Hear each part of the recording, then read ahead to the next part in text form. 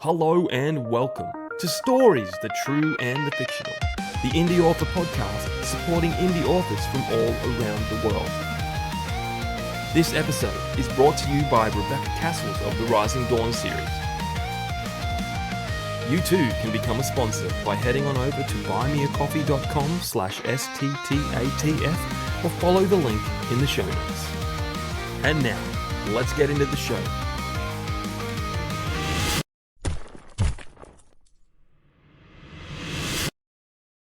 Warning.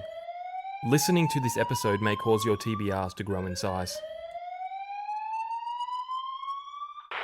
Hello guys and welcome to a brand new episode of Stories, the True and the Fictional, the Indie Author Podcast supporting indie authors from all around the world. I am one of your hosts, Jaya Bryden. With me always is our resident reader, Ryan. How are you going, Triple R? I am living the dream, absolutely living the dream. I didn't mention the last episode, but I received my copy from my Kickstarter that I supported for Easton J. Thompson of Songs of the Broken. Yes. It is a monster. It is 700 and something pages, but the art inside is for every chapter beginning. I'll give you an example. Like, you can't really see it's a beautiful tree. Yeah. It's great. So yeah, I look forward to diving into that. I do have a digital copy of it as well.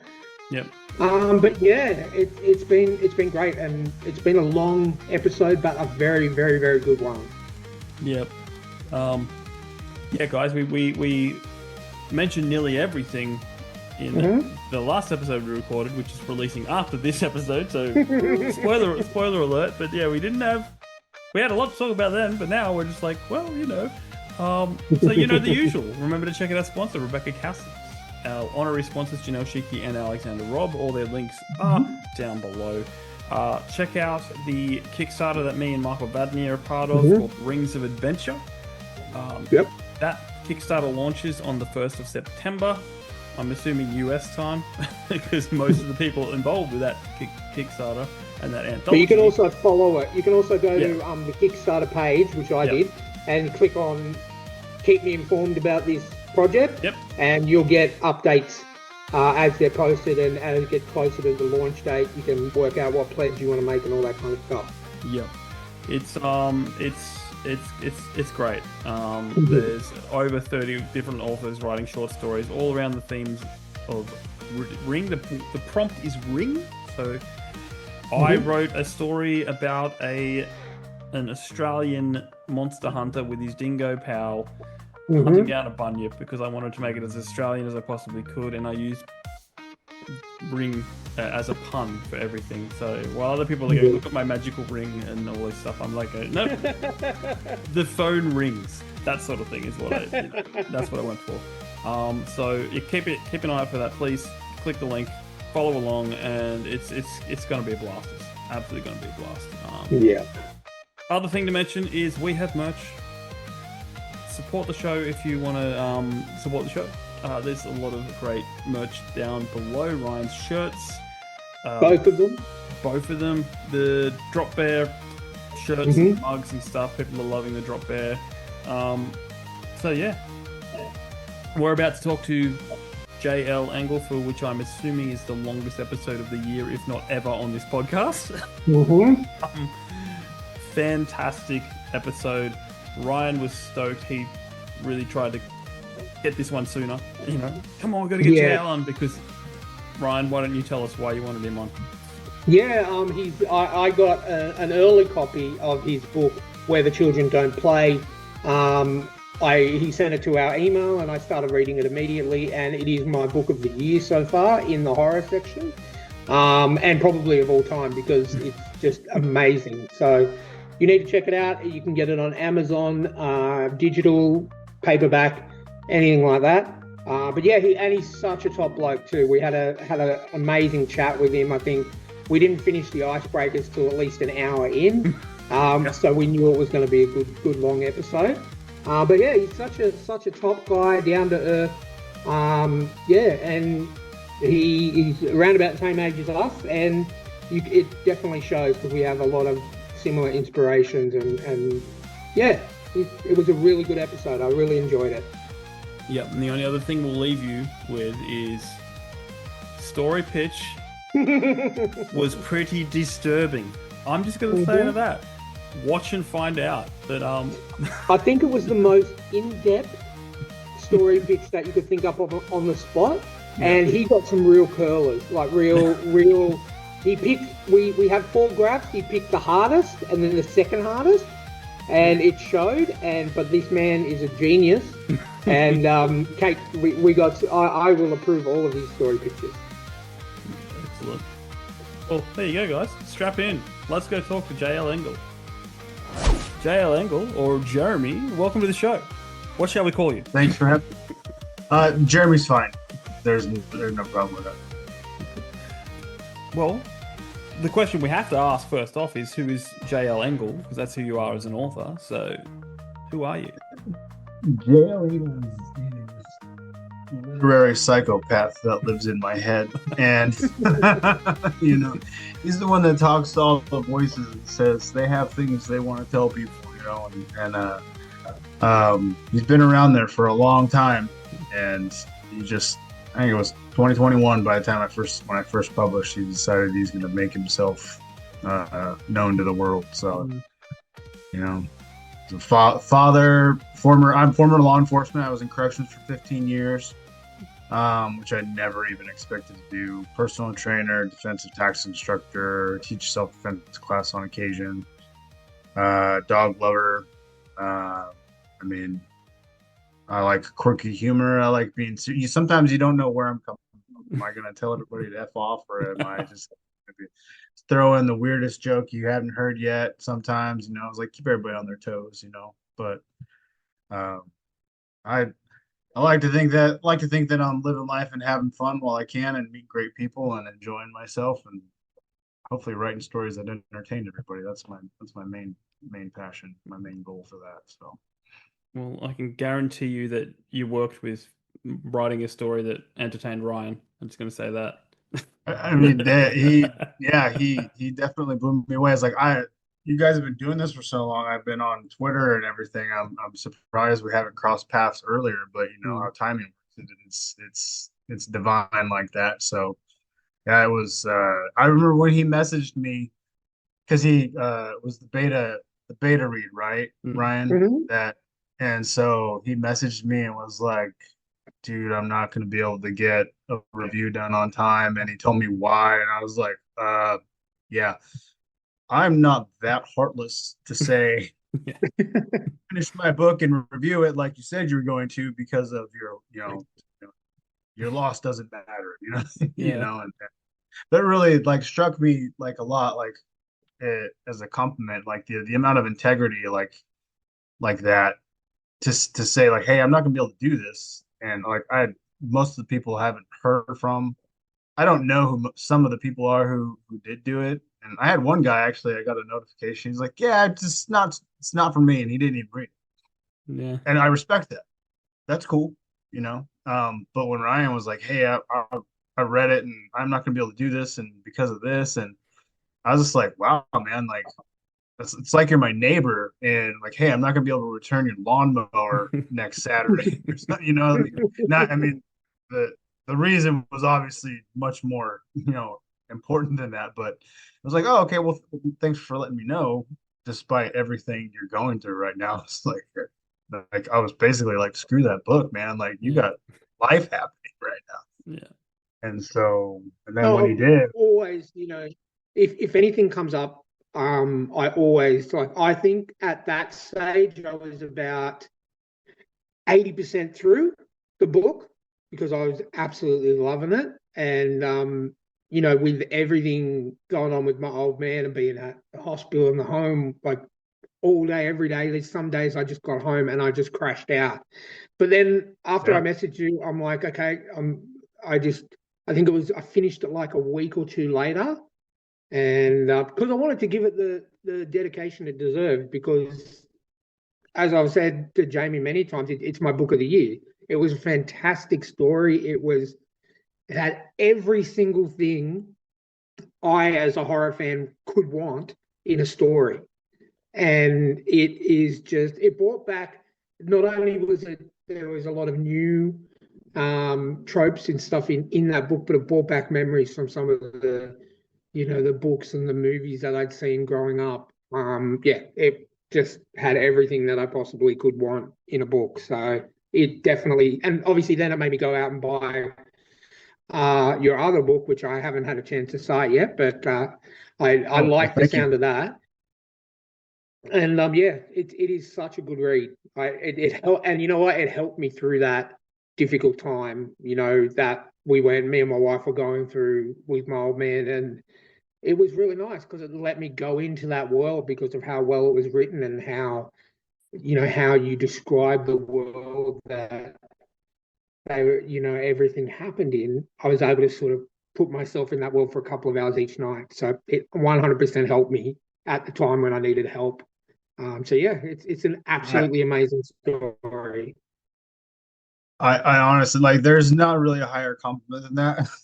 I mean, that's everything you want out of being able to write anything, create anything to have that kind of effect. I remember when I first wrote A Dangerous Man and people Mhm. read it early and whatnot. I had some crazy messages people were sending me. Why am I in tears for the second time? I'm reading an action thriller, and I'm like, I just you should have seen me trying to write some of this stuff just because you I don't know, but a lot of people, a lot of authors like I'm invested when I'm writing, and like the voices in my head that are telling this story are like, it's like in a sense empathically bleeding on the page with me to a degree. So it's trying to feel things that I'll never be in situations, and similarly with you, the irony of it is that there was another Ryan when I wrote this. I actually thank him in the book. His name is Ryan Steck. He Mhm. actually is well known. He's an author, and I wrote this book. This writing this book is his fault. Um, he was helping me with something else, and then that project was kind of like there's some issues here. So I'm like, well, dude, I'll write something else. Like you say, there's things I need to work on. So he was helping me with that. So it was a development thing we did for Where the Children Don't Play. And he's like, well, send me some ideas. This is the first time I've talked about this in depth to anyone. I was like, send me some ideas. And I'm like, so I had some I had stored away. And then this one came, I don't even know where this one came from. Like, I don't know where most of them pop up from. I'll read like two words out of a sentence or hear a saying out of like Mhm. even just someone talking and be like, fuck, I have an idea. And so I wrote this out. And at first, when we were first talking about it, he thought like, because we were talking about crime thrillers and things of that nature, and similarly what he writes and others in that genre, and he thought that maybe like the concept of there being a monster in the cave and this and that would have led to like maybe like there was some underground trafficking going on, and there was like it was a tunneling area, like disbursement, and that was what was really going on. And I'm like, no, it's a monster story. Sorry to disappoint you. And he goes, well, I like it. He goes, let's go with that. So I had to like fully develop it. It was a brand new idea, and it worked out really well. He helped me a lot. I think honing in some points of my writing that really needed to be tamed quite a bit because I can be wordy, Mm. and I admit that I didn't re-edit A Dangerous Man when I re-released it. I got the rights back, and I'm like, you know what? I'm just gonna let it go. I did work on a couple of edits where I knew things needed to be changed. They were blatantly wrong, and I've missed some typos. Some people have pointed out to me. I'm like, I don't care. Uh, it's it'll be something like, well, that was my first book I ever wrote, and then as someone goes along and chooses to read the other ones, they'll see like, oh, like there's an evolution here, Yeah. And so I was like, I just wanted to let it be raw and stay that way. And there was a period of time, and it's not my place to say, but Ryan had a similar situation that was deeply personal with him, and we talked we were supposed to have talked, and there were some issues getting our meeting going, and then we wind up getting on the phone, and he had told me something similar to you, where he needed to go someplace. He needed to get out of reality from what was going Mhm. on. I still have the text messages where he initially mentioned it to me, and I'm not joking. I was probably like a fraction of a second on the phone from like breaking down and crying because like it's like how can I wrote a horror story first of all, Hmm. like how can like how can this like pull you out of like what you're dealing with, like really realistically a real horror story, in life, drama and trauma and just like the pain and stuff. um Similarly with you, and to a degree, I mean there's stuff happening and that was going on in his life, and he's like it helps. He goes, you really like it helped me get through it when this was going on. And I'm like, all right, I need to go. All right, man. I'll call you later. You know, No, it's it, like it does. It really does. Like I love reading. I read, for 3 or 4 hours every night. Um, I've got, a lot of books in my TBR, which is a good problem to have. yeah, And yeah, it every night it just takes me away. It takes me out of real life for a few hours, where I can just forget about all the problems, forget about every horrible thing that's going on, forget about, every single thing, and just dive straight in and just live alongside the characters. And like yeah, your book was it just did so much. I literally, it was the first book I'd read in a very long time where I didn't want to put it down, but I had to because I was starting to get, falling asleep, and I wanted to give it the dedication that it deserved. And it's been a long time since I read a book like that where I literally wanted to keep going and going and going. And I want to like I the way that you captured the characters, I felt for them.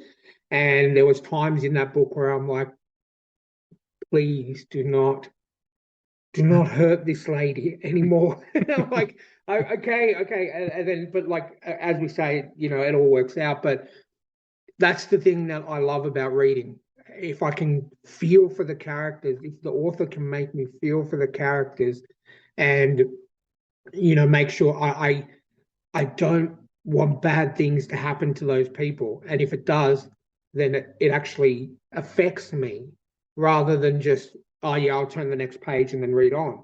And that's what Where the Children Don't Play did for me. Yeah, it was. I can't say enough good things about it. It's definitely, we're halfway through the year. It is still definitely my book of the year so far. So anyone who I hasn't read it, and then as soon as it became available on Amazon, I bought it on Kindle because I wanted to have one, I wanted to support you, and two, I wanted to make sure that I had that, I owned that physical copy, that digital copy of it. So I encourage anyone after this interview, just go and buy it. It's a brilliant book. Yeah, Well, podcast it over. definitely touches my heart to know that was possible. You know what I mean? Like it's definitely Mhm. like those are the kinds of things like you hope I mean, I never anticipated anything I wrote like to ever have like get like an emotional response from, even though it's like I like that in story. I like the deeper, darker, more dramatic, realistic to a degree, things like the stories I write, and to have like you only hope you know you can have any kind of effect, and then to go that deep in somebody, with someone you never know who, the likelihood that I'll never meet, and then to actually get to have a conversation with them and hear the words, it's like it's powerful, and I appreciate it. I really do.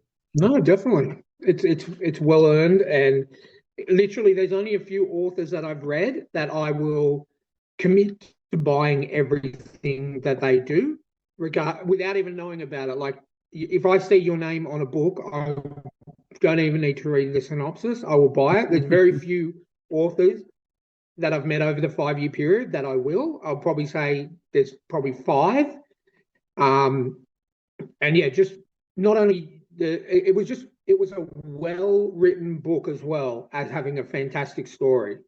It was because I'm a spelling and Nazi grammar. I'm a spelling and grammar Nazi. Sorry, Trust me, it went like through the sometimes ringer. it takes me out of the story, and when I see it, but that was another thing. It was perfectly structured.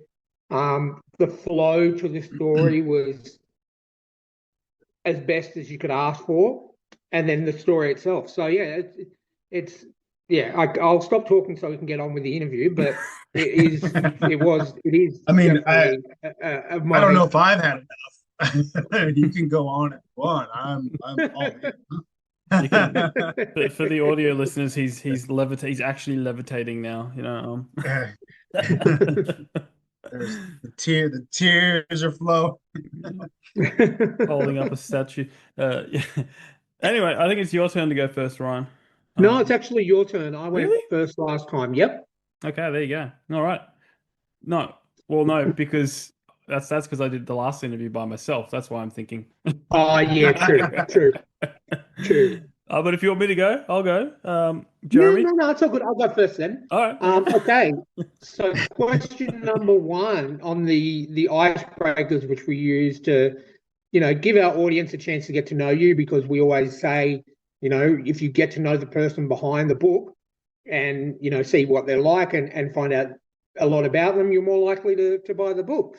So the first question is, what is your favorite dynamic duo of all time? For example, Timon and Pumbaa, Batman and Robin, Abbott and Costello, all of those kind of duos. Out of every single dynamic duo that has been existed in this world, who was your favorite?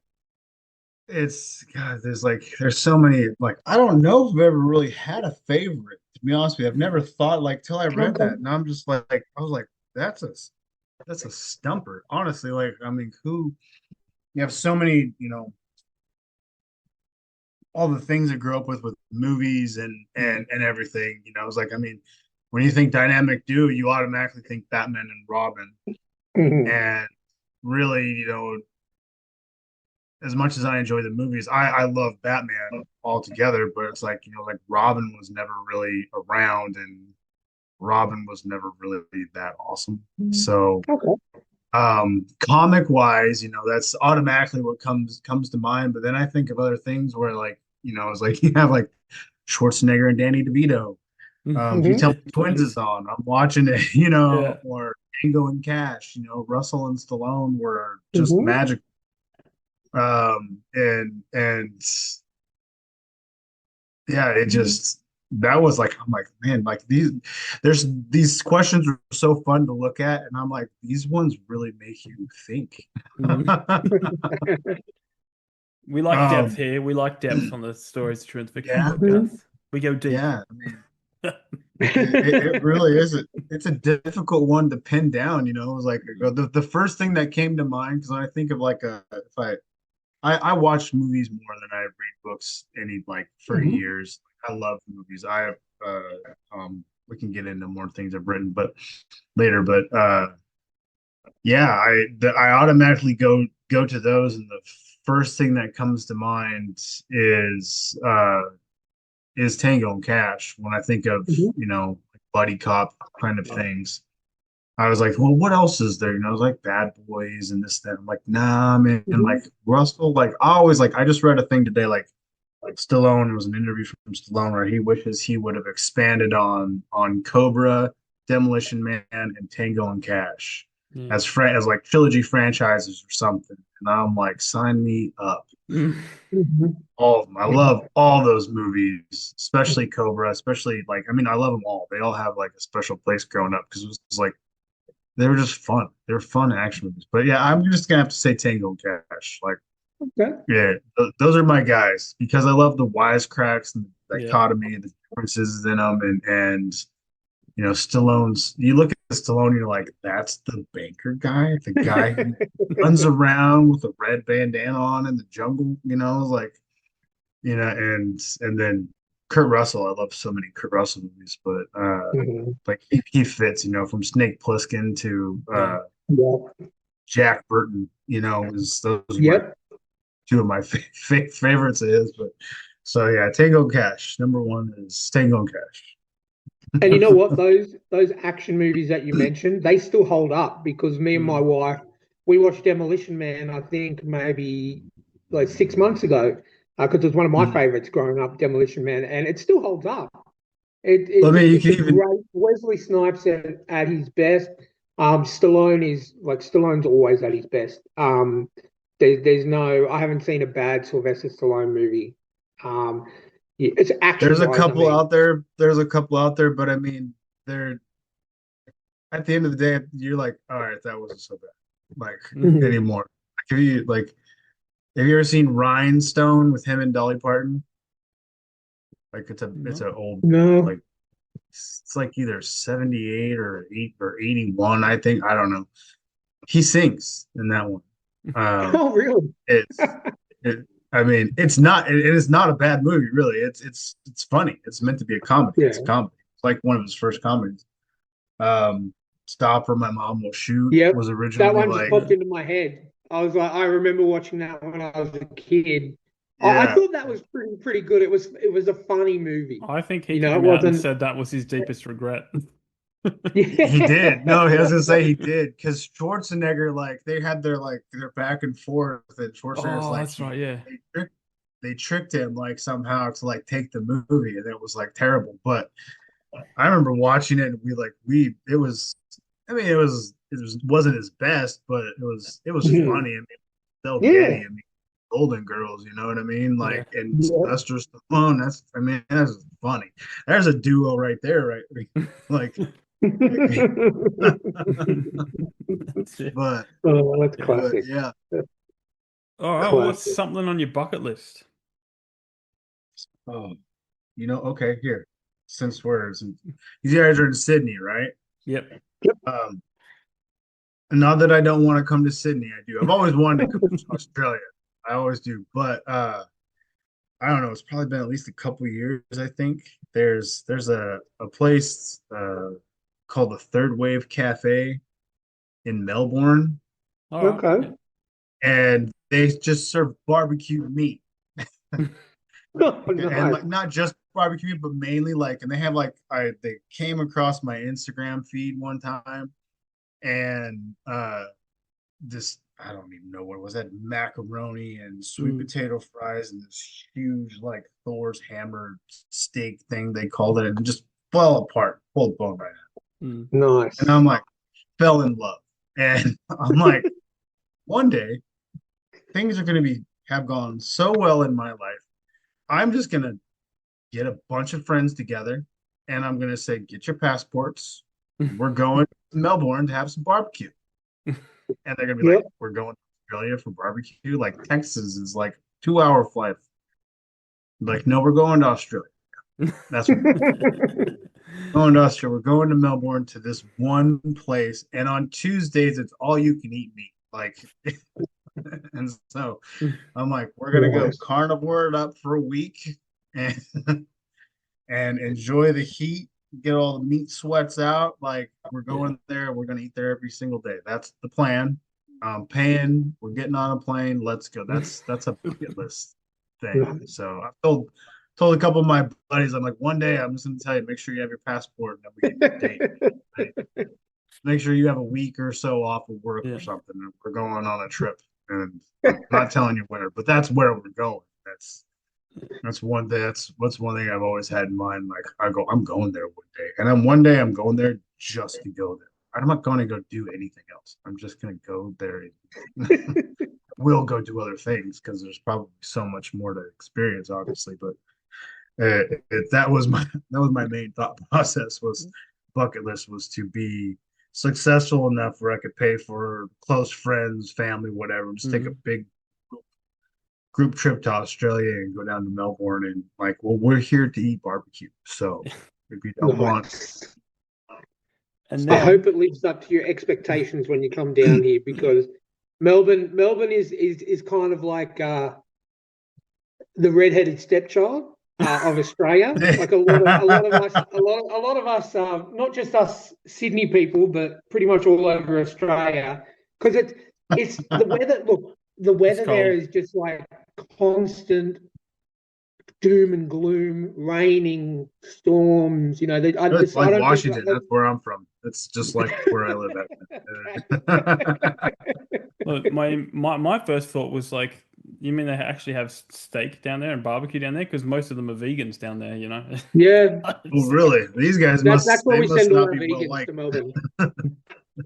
But then what I'd really recommend you do, because this is something that I want to do, I haven't done it yet, but like 3.5 hours from Melbourne, if you head out South Australia way, so pretty much on the border, there's a ranch that has a 5-star restaurant attached to it, so you get to see the cow, like the Simpsons when Mr. Burns is like, I'll have that one.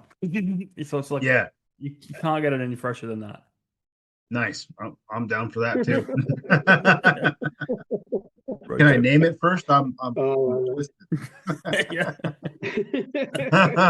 and then they can print it, and then they have to print that name on the menu, and you're like, nah, I'll have Frank. That'd be awesome. That'd be hilarious. When I go do that, I'll bring you guys in to join me. So 100%. There you go. Put you guys on the list with me now. Now I know. Now I know, guys in Australia, like A.B. Patterson too. Like he's an author, Harry's World and everything. I'm getting close to jumping into his books here next. And he's from down there and everything. So he's been a great supporter and chat with him on occasion. He seems to be a cool dude. So I'll have to bring everybody in. That's now part of the bucket list. Now I'll be sending out, hopefully be sending out invites to be like, hey guys, can you be free for guys over there? That's it. Awesome.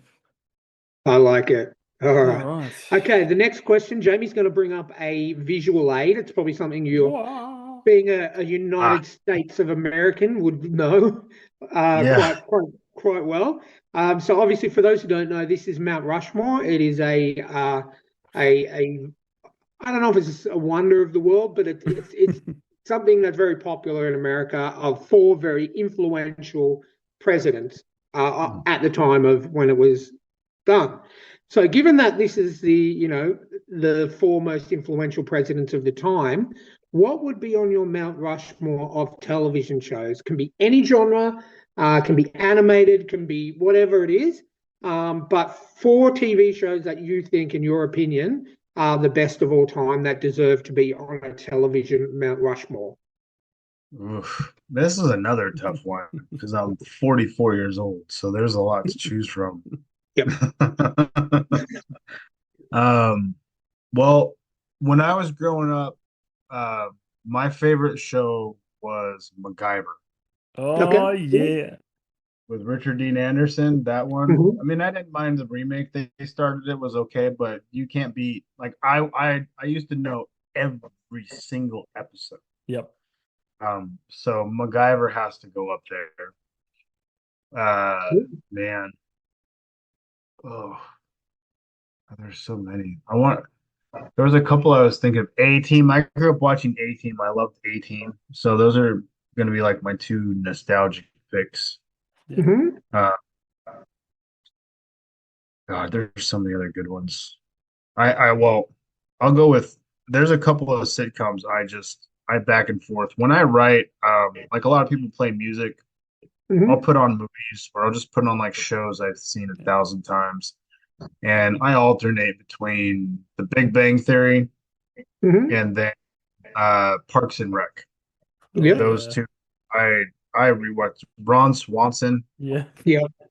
Right. So like I just need a Ron Swanson show. The rest of it can just the character was so fun.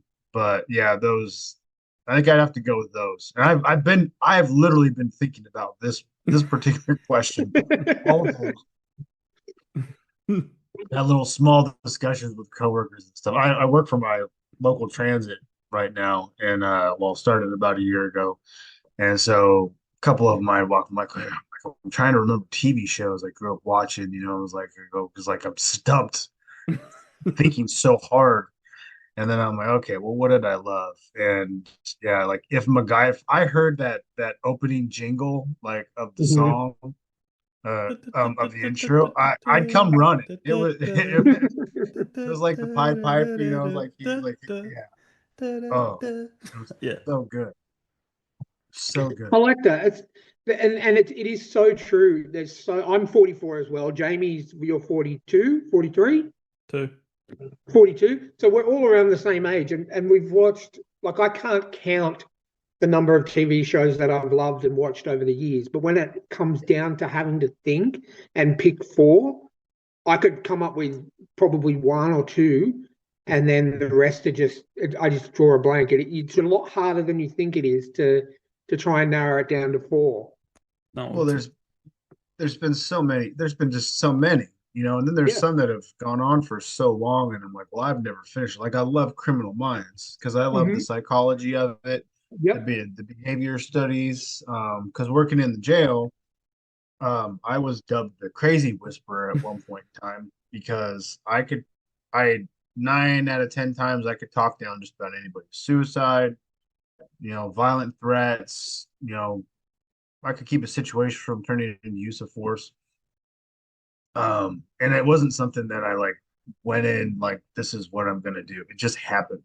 It just Hmm. naturally, like in that particular environment, you start treating people like humans. They're like, oh, this guy's different. And my initial thought, I was 24 years old when I started in law enforcement, and I'm a former kickboxing Thai fighter. I've done some grappling, but not like I've not been formally trained, but I can roll a little bit. And I've taught combatives and stuff for years since I was 16 years old. And so I just, I wasn't worried about having to defend myself. So Mm. I had a little that confidence and capability, I suppose. And it just was like, well, if I was on this other side of that door, you know, how would I how would I want to be dealt with, Mm. Yeah. to a degree. And I'm like, there's times I had coworkers where it was like, if that were me, you'd be going to the hospital. There's no way you're talking to me Mhm. like that. Like like people would be like would look at him and be like, wow, that was okay. Like no, it wasn't because lo and behold, that person is plotting to kill that person Mm. as soon as they get the chance when they're out of their cell. Mhm. Things like that had happened and and so it was like, yeah, it was like I don't know how you walked away from that, but you better fix it. Yeah. and and so yeah, little caveat there, but that show is something that I love, but I never finished watching. There's so many damn seasons. Yeah. Yeah. I mean, come on, like I don't want to watch 20 seasons like that. Just get it over with. It's one of those shows that because I'm actually currently in the middle of a rewatch. I'm up to season 7, and it's one of those shows that came out when there was 22, 23 episodes per season. So it's not like it's Yeah, a 8 or yeah, 10 it's a episode commitment. season. Yeah, it is It's a a serious massive commitment. commitment. So you And see yeah, people who love Grey's Anatomy and stuff. I'm like, well, good luck watching 35 years of TV if you want to see what's happening. Ugh. yeah, it is definitely a massive commitment.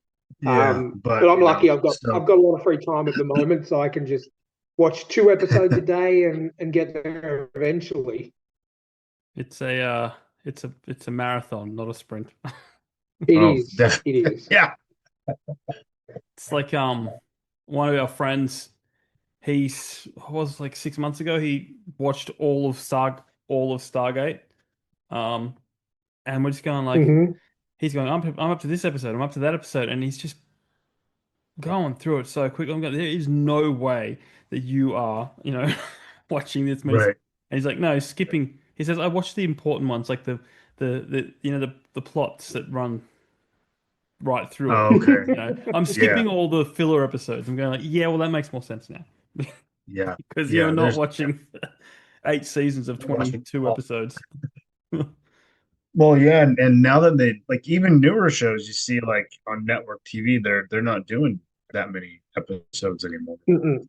No. And No, so the 8 to 10, and I mean sometimes 12 or 13, I think, depending on the show. But I mean the newer shows coming out, especially like on streaming and all that, they have their 8 to 10 limit, Yeah. or six, depending on, the budget and the scope of yeah. of what they're putting on the screen. But I just finished. I binged. I Will Find You on Netflix. Oh yeah, the Harlan Corbin show. Yeah, Yeah, yeah. that It looks pretty was. good. It's on my list. I've been meaning to look at it, and then Mark, can't remember Mark's last name. Sorry, Mark. Mark's from Philly, and he's always supporting authors and things like that. And he put that on there, and I'm like, oh, I'm putting that on this week while I'll do some getting my steps in on the treadmill and stuff. And oh my God, it was good. I called it early, but I didn't mind being right. It was good. It was a good show. It Okay. flies by. It holds up. So it was a great recommendation by Mark. So yeah, if you got that, I recommend it. It's good. Yeah. It's good. And then I saw that it was based on a book. I didn't know that initially. So Yeah. yeah. That author, a lot of his books have been made into TV shows on Netflix, and I absolutely love them. And when that came out, I put it on my list straight away. So once I'm finished, I'm currently working my way through Invincible on Prime, and once I finish that, I'll be jumping Mhm. straight into that on Netflix for sure, 100%. Yeah, the problem with Invincible is that the scope of the comics is already so huge. Hmm. Season only goes so far, and I've not read the volumes of the comics that um have been created, but I'm like, I'm caught up, and I'm like, let's go, come on, where's the Well, next one? I want to see where this goes. that's the thing. I'm actually reading Invincible at the moment in comics because I read it Oh, before a long time ago when it came out, but I got an omnibus, a digital omnibus, and I'm up to I think issue 71, and it's funny. I've just started season 2 of Invincible on Prime, and it's funny a story that took I think 12 or 13 issues they just squeeze into one episode, and okay. Oh, it just feels doesn't feel the same as when I'm reading it in the comics. And yeah, yeah, but look, that's how they adapt things. I'm enjoying the show, but the comics are definitely yeah, I agree 100% with what you're saying about the comics. It's just so much better. Well, Robert Kirkman, I understand like it, Hmm.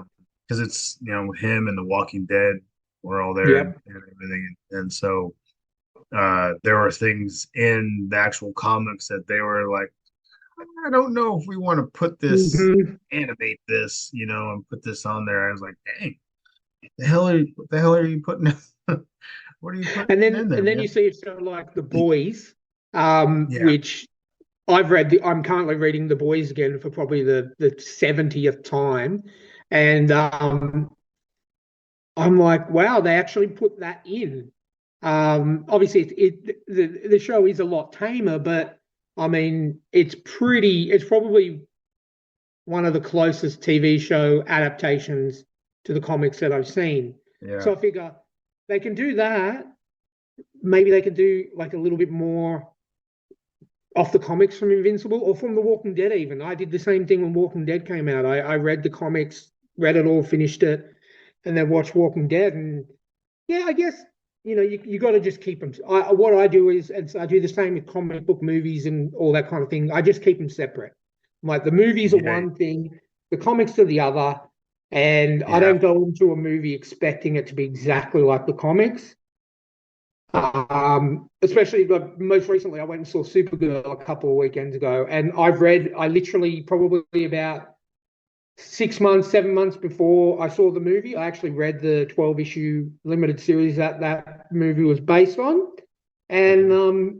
It was pretty similar, but there's certain things that they changed, so therefore I just keep them separate. I think that's the best Yeah. way to go. I mean, you have to keep your sanity anymore because they use what's Yeah. called the silver linings clause to just like to give, like if someone took my book and they like, okay, they're gonna write make it a movie, they want if I weren't the writer on it and been able to keep the soul form of the story there, they want the other person who's writing it, they're paying to write it, to be able to feel like they're actually being creative and then put their input into it. And it's like, well, that's not what sold the book or whatever, dude. Exactly. So Exactly. That's it. All right, question number 4. Dr. Emmett Brown leaves his DeLorean parked in your driveway. Where / when are you going?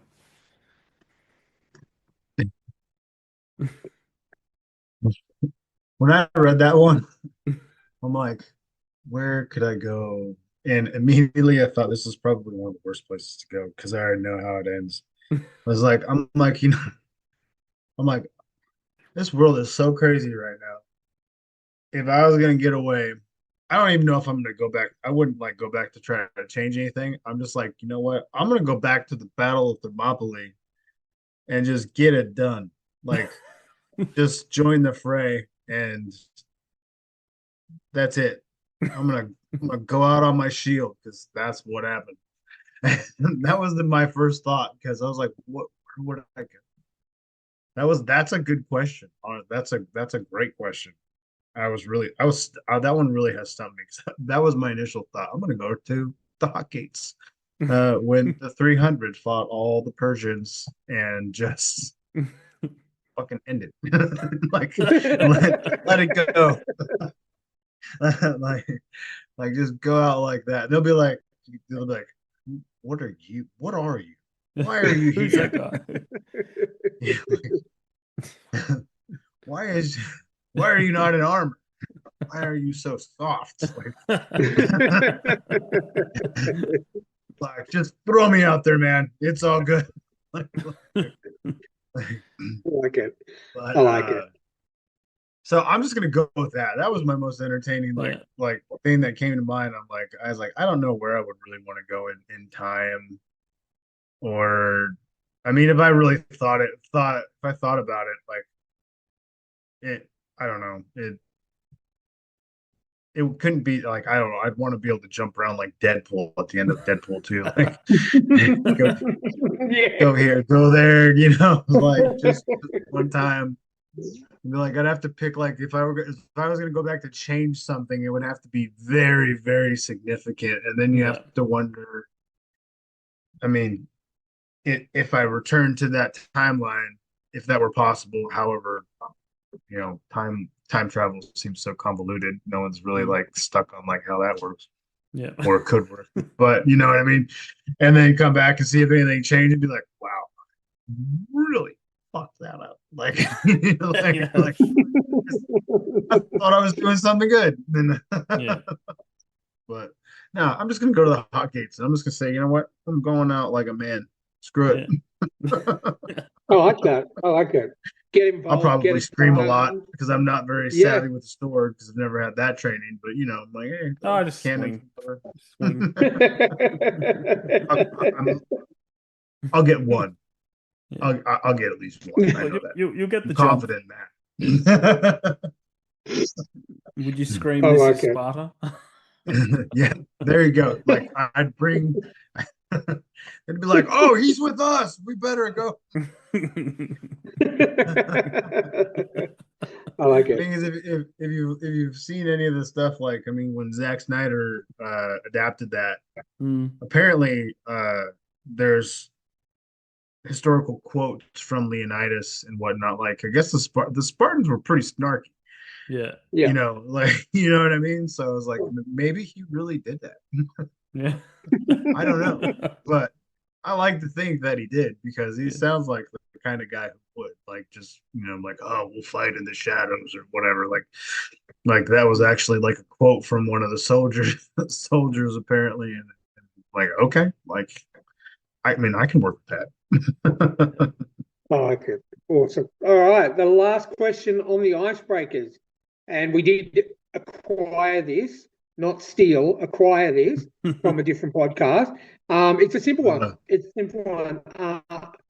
Would you rather go up in a homemade hot balloon all the way up in the sky, or would you rather go in a homemade submarine down to the ocean's depth? Or, as I like to call the question, how would you like to die? Because that's going to happen. Yeah. Yeah, I was on David's podcast when he said Oh, there you go. and everything. And so I will tell Have you, you changed your answer? No. I am hardcore. I am the hardcore captain of the janky hot air balloon. Oh.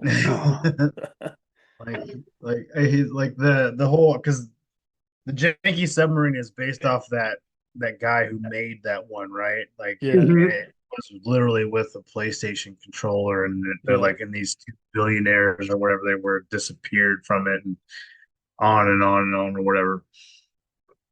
And David has some reasons as to why that would be the better way to go. And I'm like, you don't know you're gonna make it down there. Yeah. And you don't know that you're gonna be able to get out of there when the holes start popping. You're gonna drown. You're not going fast. You're not getting down to the depth you think you're getting down to. You know, I was like, you're gonna die slow because you're all gonna be sucking in water. And he's like, no, it would be good. I'm like, you can't, like, it's janky. You don't know. Like, I'm telling you, like, the bolts are popping out. You're drowning. You're drowning. And so, no, I'm team air balloon all the way, all the way. I've been up in an air balloon too. It's fun. It was fun. It was sketchy, but it was fun, and it was a professional. Yeah, I don't think I could trust myself. I don't think I can put my life in someone else's hands going that high up in the sky. I have a massive fear of heights anyway, so to be in a small little container with, just a balloon, I'm good. I'm good. I'm good. I think one time I talked to David and he was like, you can't take all these Easter bunny baskets and sew them together and fly up in the air and think you're not falling out of them. And I'm like, is that how janky it is? Jesus, they didn't even try. I'm like, but okay. no, You can put that one down, Jamie. 7-3, my friend. 7 hot air balloons to 3 subs. That's our score. On David's podcast, and when he had the Mirthquake show, it was the hot air balloons were ahead of the janky submarines. Well, there you go. I'm not a water guy, so it's like I'm splat. Fine with that. Yeah. Yeah, when that podcast ended, we decided to keep it running in honor of the Mirthquake show. To keep. Oh, if he doesn't know, I'll make sure he knows now. Does he know that? Does he know you guys are asking questions? I don't think so. Because Sam, do you know Sam Robb? You know Sam Robb? Because he's been on Mirthquake too, and he recommended that we carry it on. I think I might. I mean, the name sounds familiar. Runs in the same circles, but it was his suggestion. I was like, okay, let's do it. Yeah, keep it running, man. I mean, let's see how high it goes. Because I've been skydiving and whatnot, solo, like not tandem. I don't want to go tandem, but static line. It is. You know, I've only been a couple times, and I think one of the things Dave was like, it was like that feeling in your gut and you're falling, and I'm like, it's actually a lot of fun. But I also know that something's gonna keep me from hitting the ground. So there's that. Yeah. But it was a good time. So no, I'd rather go up than get drowned. Okay. There you go. Ryan's letting it pass because your book's so good. That's it. Yeah. I'm seeing submarine. He's gonna go on and change his review right now. That's what he's thinking. I'm gonna change. Fuck this guy. Awesome. Well, that's the icebreakers done, and I think that's Mhm. the longest it's taken us. One of the longest icebreakers, which I love because it's Yep. all tangents and everything like that. So I like it. So now it's time to talk about what you're here to talk about. So All right. I obviously know all about where the children don't play. Do you want to give our viewers, first of all, just give them a brief overview of what the story's about, and then we can go into, like how you came up with all this, and because there's so many elements in this story. I loved when I got halfway through, you just kind of threw a new group into the mix, and I absolutely loved each one of them. So just give our viewers a bit of a rundown on the story, and then we can dive in more. Yeah, where the children don't play. It's about a deputy who lives in the mountains of Colorado in a small town. I based the town on Telluride, actually. Um, Okay. uh, and when he was a child, the town encountered missing children, and when it was kind of learned what was going on, he wound up losing his brother and his father, and he always felt like he could never quite tell anybody what he'd seen, and he was forced to seal this cave where they encountered this thing. He followed his father into the cave, and he's the only one that came out. And for 20 years, he was basically hoping that this thing was gone, and he's been dealing with the things he witnessed in there his entire life. So there's PTSD and some psychological aspects in the story. And then one day things change, and this rundown resort where the cave resides, that used to be a tourist attraction, gets bought and reopened, and his worst nightmares come back to life. Mhm. And then we take off from there. Uh, so he has to confront his inner demons as well as the outer demons that begin to start plaguing his town once again. And so that's basically where the children don't play. And it was, like I said, it was an idea I pulled out of, I don't, thin air somewhere. I don't even remember how I got it, but here it is. And I love it. I absolutely love it. There's only one thing there's only one thing in the story that I never quite got to, which I won't discuss for anybody else to find. We talk after or whatever, Ryan. I'll tell you because you'll understand. You're in Mhm. the know. But yeah, I was gonna add it. I was gonna add it, but then I was like, well, I'm gonna have to change too many things, and it was ready to go. I've been through Mhm. enough edits and everything, so but I'm really proud of it, and I loved writing it, and yeah, I hope people find it, and it's a supernatural thriller. It's got horror elements. Mhm. Um, I had one review where the person who read one of the beta reads was like, it wasn't as didn't have as much horror as I wanted or that I prefer, kind of a thing. And I was like, oh, that's cool, that's fine. I just want, the honesty is really all I want. But as also is like, it's also billed as a supernatural thriller, so whatever. But uh, I, I'm so I'm a massive horror fan. Like I consume everything horror. Like I watched probably more horror movies than I can count, and I still have a lot more to watch. I play my favorite video. I'm a massive gamer too. My go-to are like JRPGs and all that kind of thing. But my favorite game series of all time is Resident Evil because it introduced me to horror, and I replay those games at least once a year, all of them from one to this year's nine. And to me, it had, yes, the psychological thriller element. It definitely had the horror element, and it also had to me, without spoiling anything, it had that old school monster creature feature kind of thing with the different elements that do come into play throughout the story. And I absolutely loved it. I definitely think maybe that person is just like, I didn't think there was anyone that loved horror more than me, but maybe that person is just like they just want gore and supernatural things all the time. But that doesn't work. You have to have the story as well.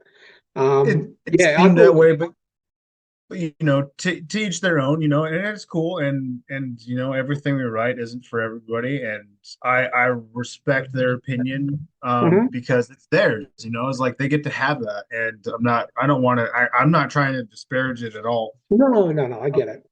it's just, it's like you can't please everybody, and uh, one of the things, so there is an element, anyone reads the blurb, is it ends with like the main character Mason Saxon gets some unexpected help, where he's Yeah. some legendary forces come into play, where it's like monsters who hunt monsters. Hmm. And um anytime I saw that, like, God, I can't think of anything right now where that comes in, other than like Blade initially, as far as monsters that hunt monsters. But also, I think you guys will appreciate this, is that like I was a huge Monster Squad fan Yes. also. Yes. So in a sense, there's like that there's a bigger world in this, where, because when I was talking with Ryan about trying to break into publishing, he said, it's like things go better when you have a series plan. Like if you're going to sell your book, have a series. And I'm like, he goes, so, and I'm like, I mean, Dangerous Man is definitely going to be a series. Hmm. I'm like, I mean, this one, I just kind of conceived it as like a one-off in a way, because it's like, here's a story, it ends, whatever. Mhm. And then he'd sold me on that. He'd sold me on that before, on the book that I'm going to be hopefully releasing this fall if I get my shit together. Um, and so I've already thought of sequels for that, when I was actually expecting just to make it another kind of one-off to a degree. But um, so other ideas have ruminated, and words have been put down, as reservation. But so, right, as you know, right, like I made the world bigger to explore in this Hmm. story, with these characters, obviously, that come in to help Mason with his problems. And there's one scene in particularly that I've put it online, so it's not too big of a spoiler alert, where I thought of this. I was driving like 2.5, 3 hours away to do some family estate stuff to help move some things. And uh, um, I'm driving by myself. I leave in the morning at like 5:30, and so I can be there most of the day, because I hate staying the night Hmm. away from home, sleep. And so I'm driving, and I'm working on the story. It was in a period of time where I was working on putting the outline together, and I'm driving along the road, and I'm thinking of the scenario and the characters I've already kind of developed, and because Ryan put me through some paces where I actually developed more than I normally have, and which was a good thing, because I'm thinking of this scene, and I'm like, that's awesome. And then I'm like, oh yeah, I'm the only one in the car. like like a complete idiot. I was like if it was a quiet moment, we were driving, and I just started laughing out of nowhere, because of what is in, and it was um the Dracula mentioned in Yep. the book. And I thought about that. I was like, are we just gonna completely overlook, like, that he's talking about this guy's immortal? This thing is immortal, like can't die. And they're like, oh no, like, it's not that it can't die, it's just that, very tough, and it's been around for a very long time. Like, because yeah, like immortal, like Dracula. And then my Irish character is like, that guy's a dick. It's like, what? Yeah, that guy's a fucking dick. It's like, what? And then they're like, moving on. And I was like, no, no, no, no. Like, yeah, no, we're moving on. Just like, and so there's a bigger Yeah. world out there. From That's what I there. I mean. was like, well, There's that's plenty of room for you to. Jamie will attest. I do this to him a lot. So if I like something that he writes, and there's more stories to be told, I will be like, "Hey, Jamie, why don't you like this?" And he wrote a prequel to his book Ancora, which I love because it just gave me so much more of the world. And when I was reading Where the Children Don't Play, and those characters came into it about halfway through the book, I'm like, man, and they're talking about like vaguely about other experiences they had, and the first time the owner of the company that bought the resort hired them, and in the ice cavern, ice area kind of thing. I'm like, there's yeah. so many stories that can be told from there. So I was thinking, I'm like, maybe we can get some more out of this world. And I was like, there's so many stories. I try to weasel my way in to make you write more about that story because I love it. I'm there will be. I'll Okay. say that. Eventually in time there will be. I'm not a person who's I don't want to live in one world all the time when I'm writing. And so because you have people and it's it's their own practice, whatever it is. For myself, like I'm like I write one story, then I'm like I want to write something different. I don't want to like Oh, of course. you know what I mean? Like Mhm. there's some heavy subject matter in there, and Yeah. particularly in A Dangerous Man, and that one was a tough one. I researched for years. I still have things I still haven't gotten to that people are just now starting to learn about that I discovered long time people have known about, involving human trafficking and things like that. And I'd be talking to people I work with about, do you know, like there's locations where elite people do this and they go do this, and like there's this thing called this, and like there's these connections, and then like, and they're like, you're crazy. And I'm like, all right, well, you haven't read what I've read about and gone down I'm like, I'm drowning in the rabbit hole. And then over the last few years, well, not a few years now, it's probably been like what, no, it's almost 10 years since I think what Epstein killed himself or Hmm. didn't kill himself. Uh, and that was those things were things that I had already learned about.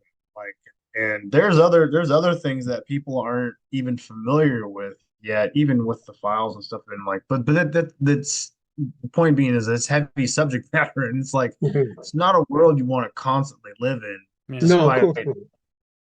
despite my entire point of the book is finding them and killing them terribly.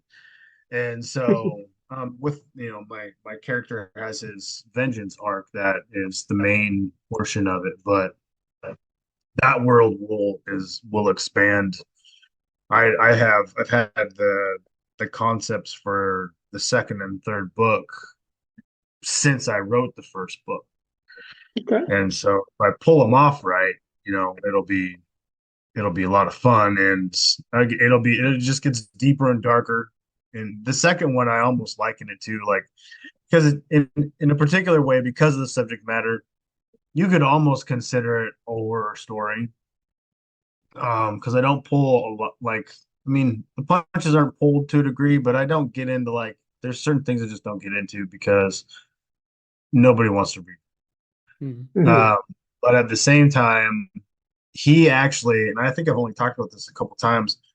He, when I created the character in that in that book, his name is he just goes by Ghost. That's it.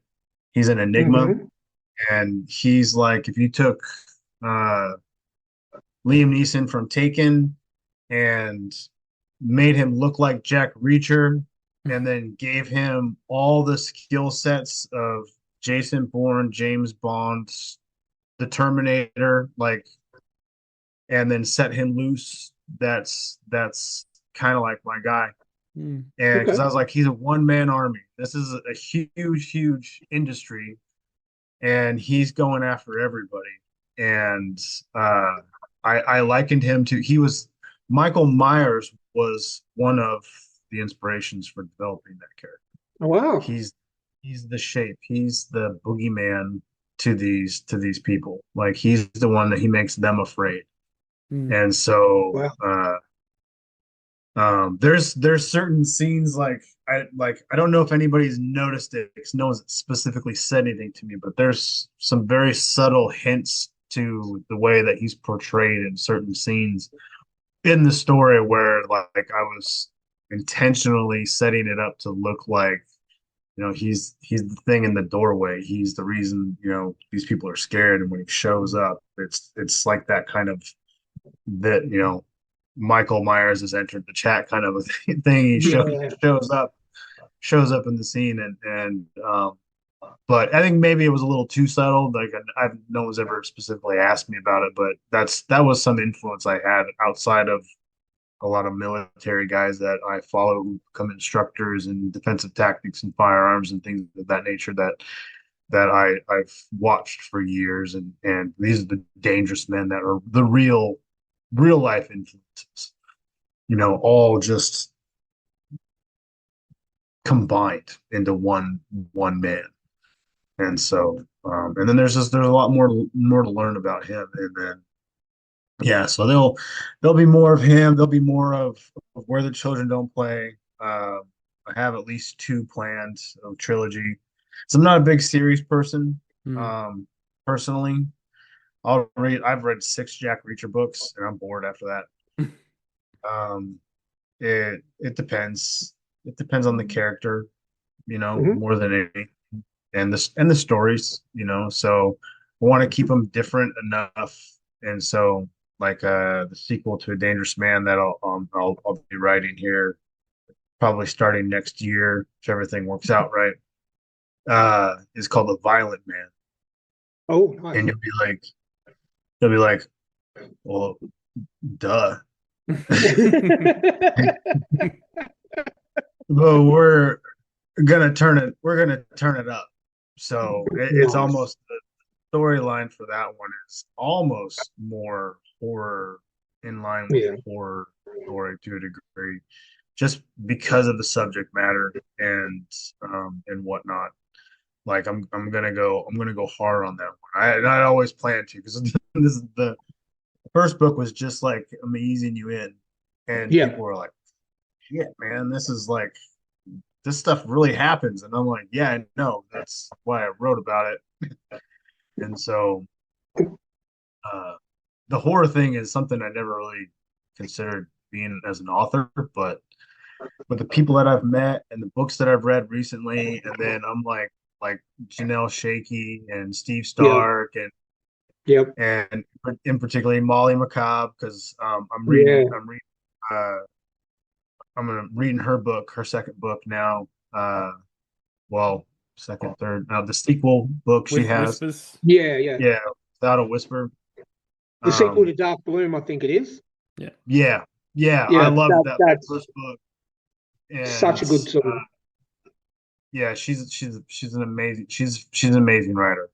And I've started it. I have to focus. I've been focusing on things I've started reading. I try to read too much stuff, and then I'm like, I'm a slow reader. I'm like, no, you're retarded because you just don't focus and finish reading one book at one time. I squirrel too much. Apparently I have reading ADHD. And so, I generally read 2 books at a time, but then I get really into one of them. And I'm just like, oh, I'll just read this one again. I'll just read the rest of this, and then I end up finishing one. That was exactly what happened with your book. I was reading yours, and then I was reading, I think, a short fantasy book, and then I got like maybe 3 chapters into your book, and I'm like, okay, I'm going to put this to the side because I just want to focus on this because, like I said, it's such a good read. But I'm really looking forward to reading A Dangerous Man. As soon as I finished Where the Children Don't Play, I bought it straight away because I all those authors that you mentioned just then, I'm massive fans of. Janelle Schiecke, I've read everything she does. Steve Stark, I read Hot Dose of Hell. They're just top shelf authors. But I love Steve. If you guys have you guys gotten Steve on yet? Like, if you It's talked on to the him, No, list. we It's haven't. on the list. he's awesome. He's just an awesome dude. Him, Nick Horvath. He's down there around New Zealand. He's in New Zealand. Yep. Sledge. He's like the Yep. things he's doing is awesome. John Davies. These are the guys I've started like Dave Buzan, or like Dave was the first person that I spoke to on Twitter. Like, I actually read his first book early. He's like, "Hey, would you mind reading this? Because I'm gonna be trying to publish it." And I'm like, "You don't even know me, bro. Like, isn't it?" And I mean, I'm not gonna steal your stuff, but it was like he was like we'd interacted enough where he trusted me, and like we had we had good dialogue. He actually only lives like a couple hours south of me. Hmm. And Oh so wow. we've actually met and had lunch and hung out. And he's just a cool dude. And so, but Steve, I love Steve so much. He's fun to talk to. I did a podcast with him, and Violent Ends. Like, I will. These Mhm. are all people like I'll fight you if you got a problem with them. Like Yeah. I like them as they're good people. Yeah. Yep. And and like send me a location. Like I mean, it's like I probably don't have the money to fly there to get there, but I want to, and you know what I mean. Like, but I'm so looking forward to Steve's next book coming out. His book Violent Ends. When you get to Hot Dose is amazing. But Violent Ends. The thing with Violent Ends is, I think, is the first story. And I told him, like, dude, I almost yacked. There's a Oh part wow. I feel like I have a pretty strong constitution. And Hmm. and there's a moment where where he describes this action with in this first story, and it's a kick-ass first story because he's a club he used to be a club bouncer and whatnot, so he knows the inner work. He's like Dalton from Roadhouse. Um, And so, but there's this creature, the thing he has going. There's this event, this moment that happens where I'm like reading it, and I'm so intensely into what's going on, and I'm like, dude, oh, like I just dry heaved, like for real, like a visceral reaction. I'm like, that rarely ever happens to me. Where I'm like, and I messaged him as soon as I got to I'm on page such and such, and I almost threw up. Like, I'm like, great job, great job. You know what I mean? Exactly. And so he's like, oh yeah, that he was there. I go, guess he goes, oh, I did a good job with that. And I'm like it hit me. Like, I'm like, I almost felt like I could feel what was happening. And that's what made me want to throw up.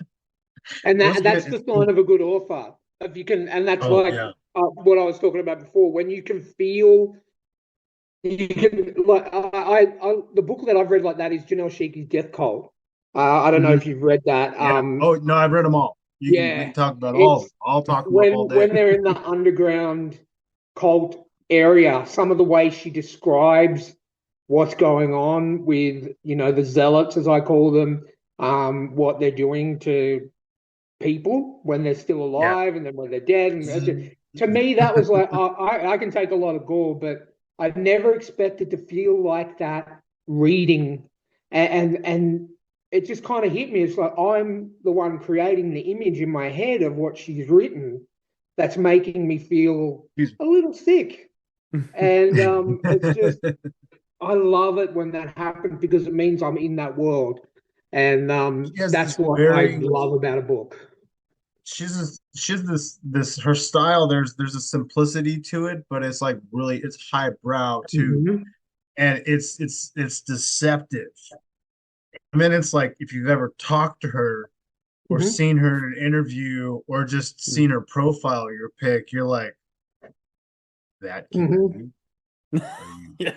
Yep. are you serious right now? Like the Yep. opening scene of Death Cult, and you're like, Mhm.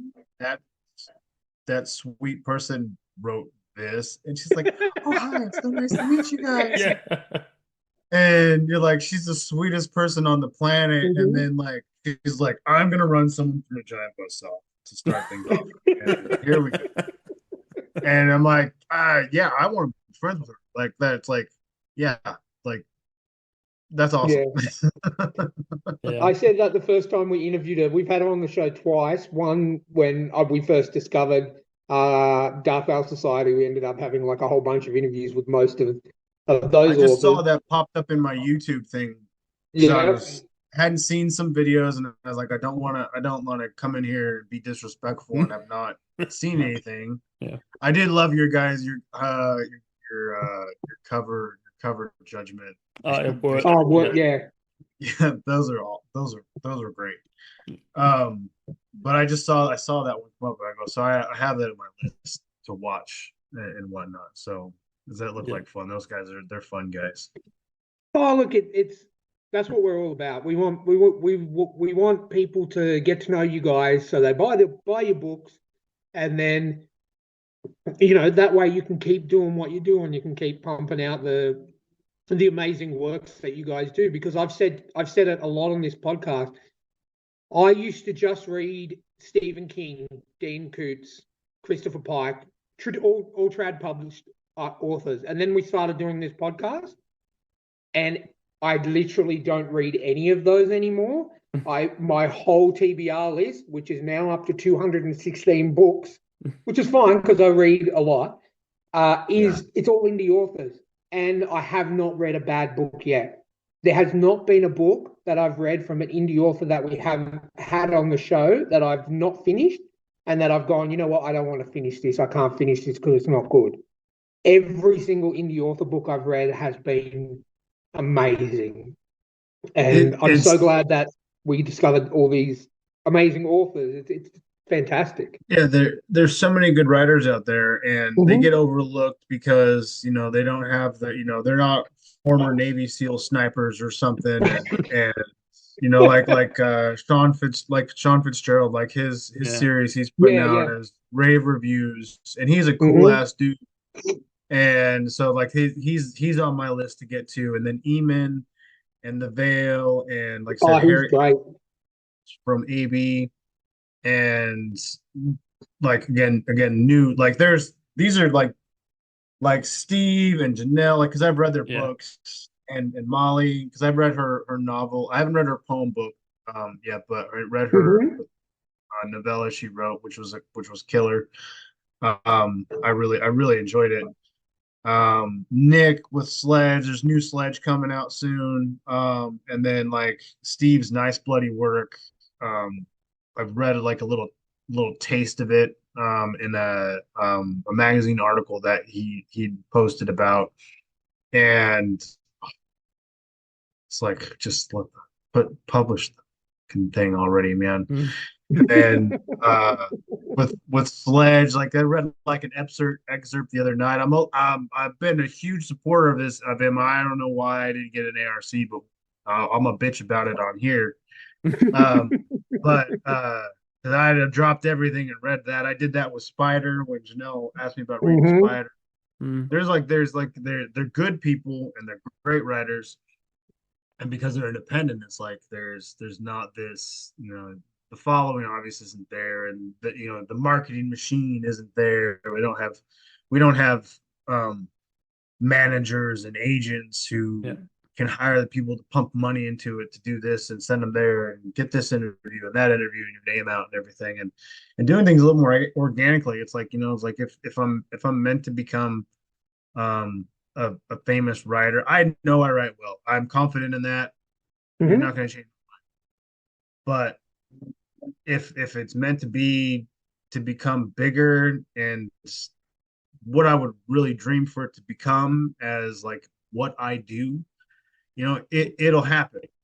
And guys like you pushing that out there and getting us on there is like, is if I write a screenplay one day that wins an Oscar, I'm still coming on here and talking to Mm-hmm. you guys to want to chat with me because you can't forget people who were there for you.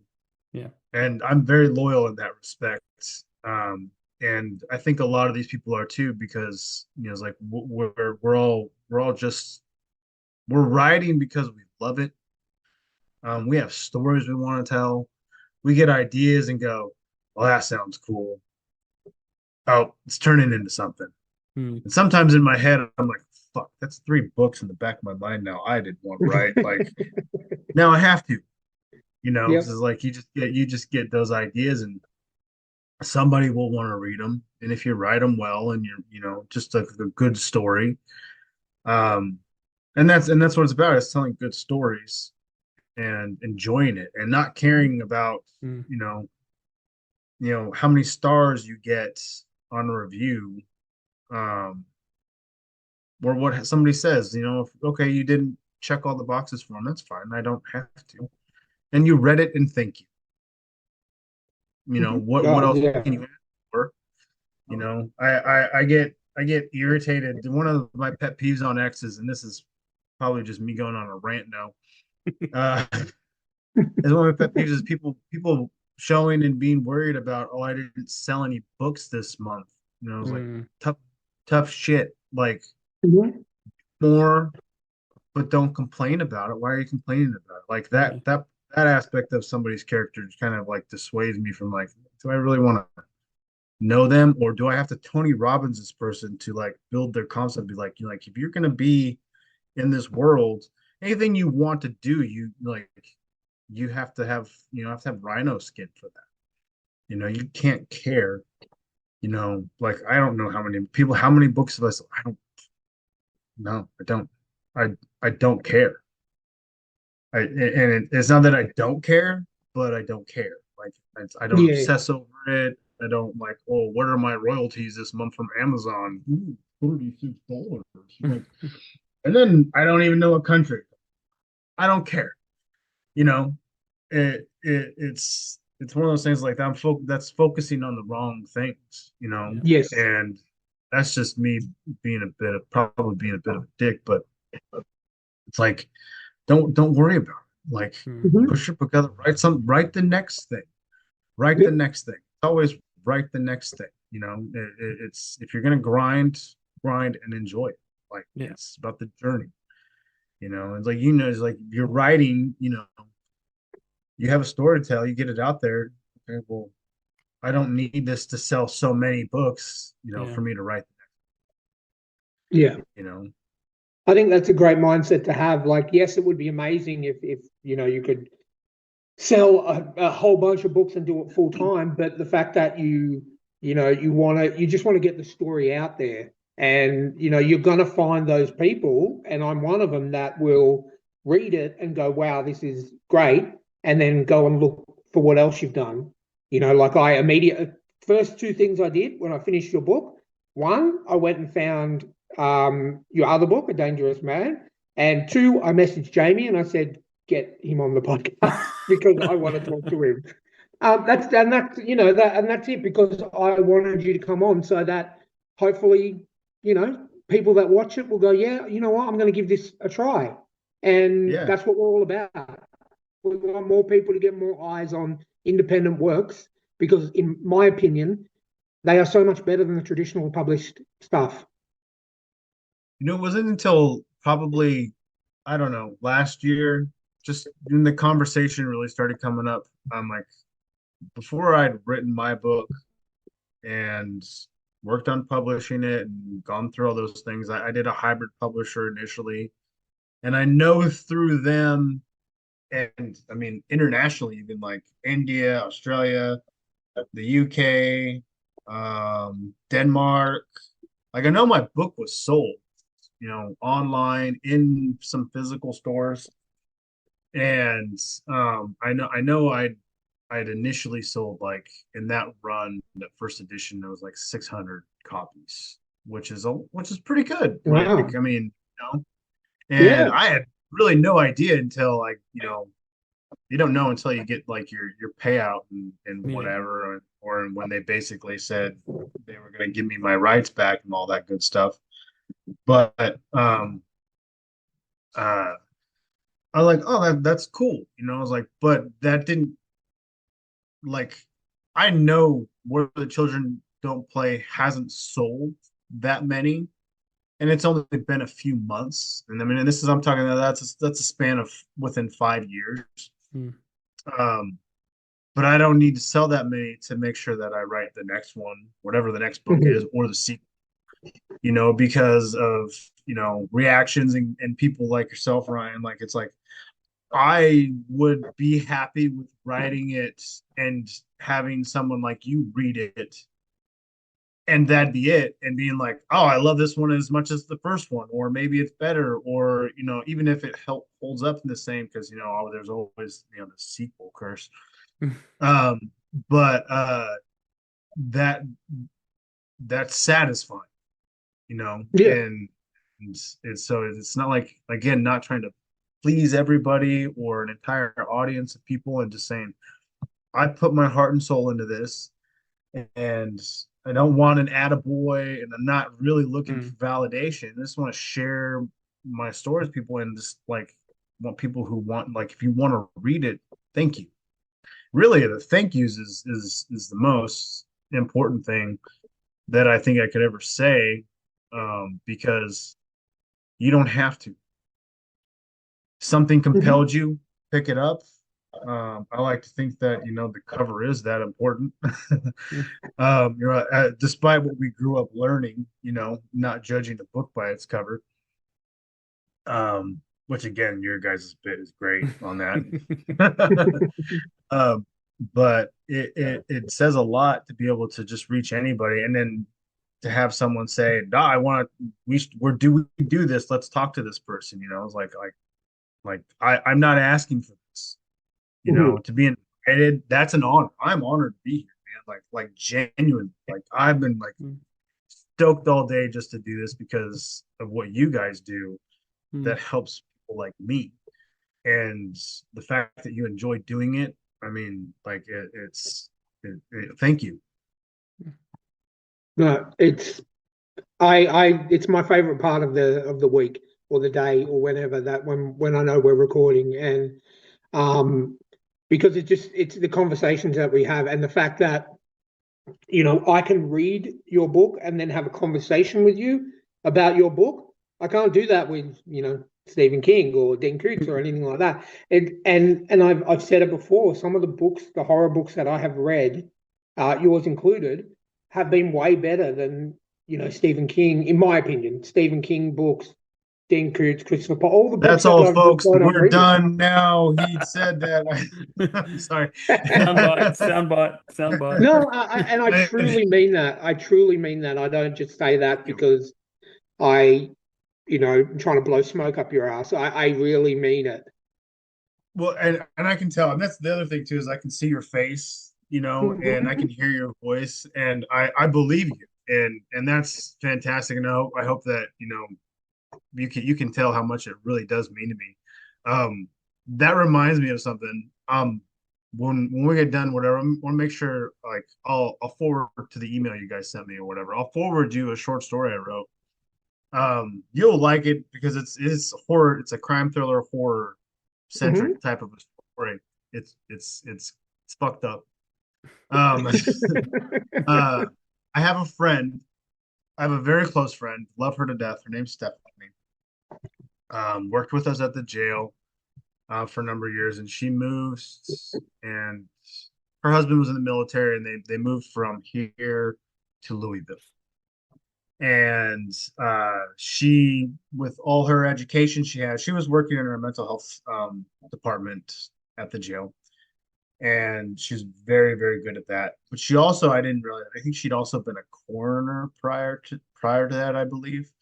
So she had that in her tool belt, and they were moving, and so she got a job with Louisville PD as a CSI, as a crime scene investigator, Hmm. and was leaving. And I knew that was happening, and a close friend from work, and still, who is very, very, very close to her. She's like, "Oh, well, I'm putting this, like, basically like a yearbook kind of a thing, like, to sign everyone to put a message in or whatever like that." And every year I worked there at the jail, I was lucky. Thank you, God. The 15 years I was there, um, I would the longest portion of the year was the beginning as far as shifts were concerned. I'd work day shifts and then night shifts. And I hate night shifts with a passion that is only rivaled by hellfire.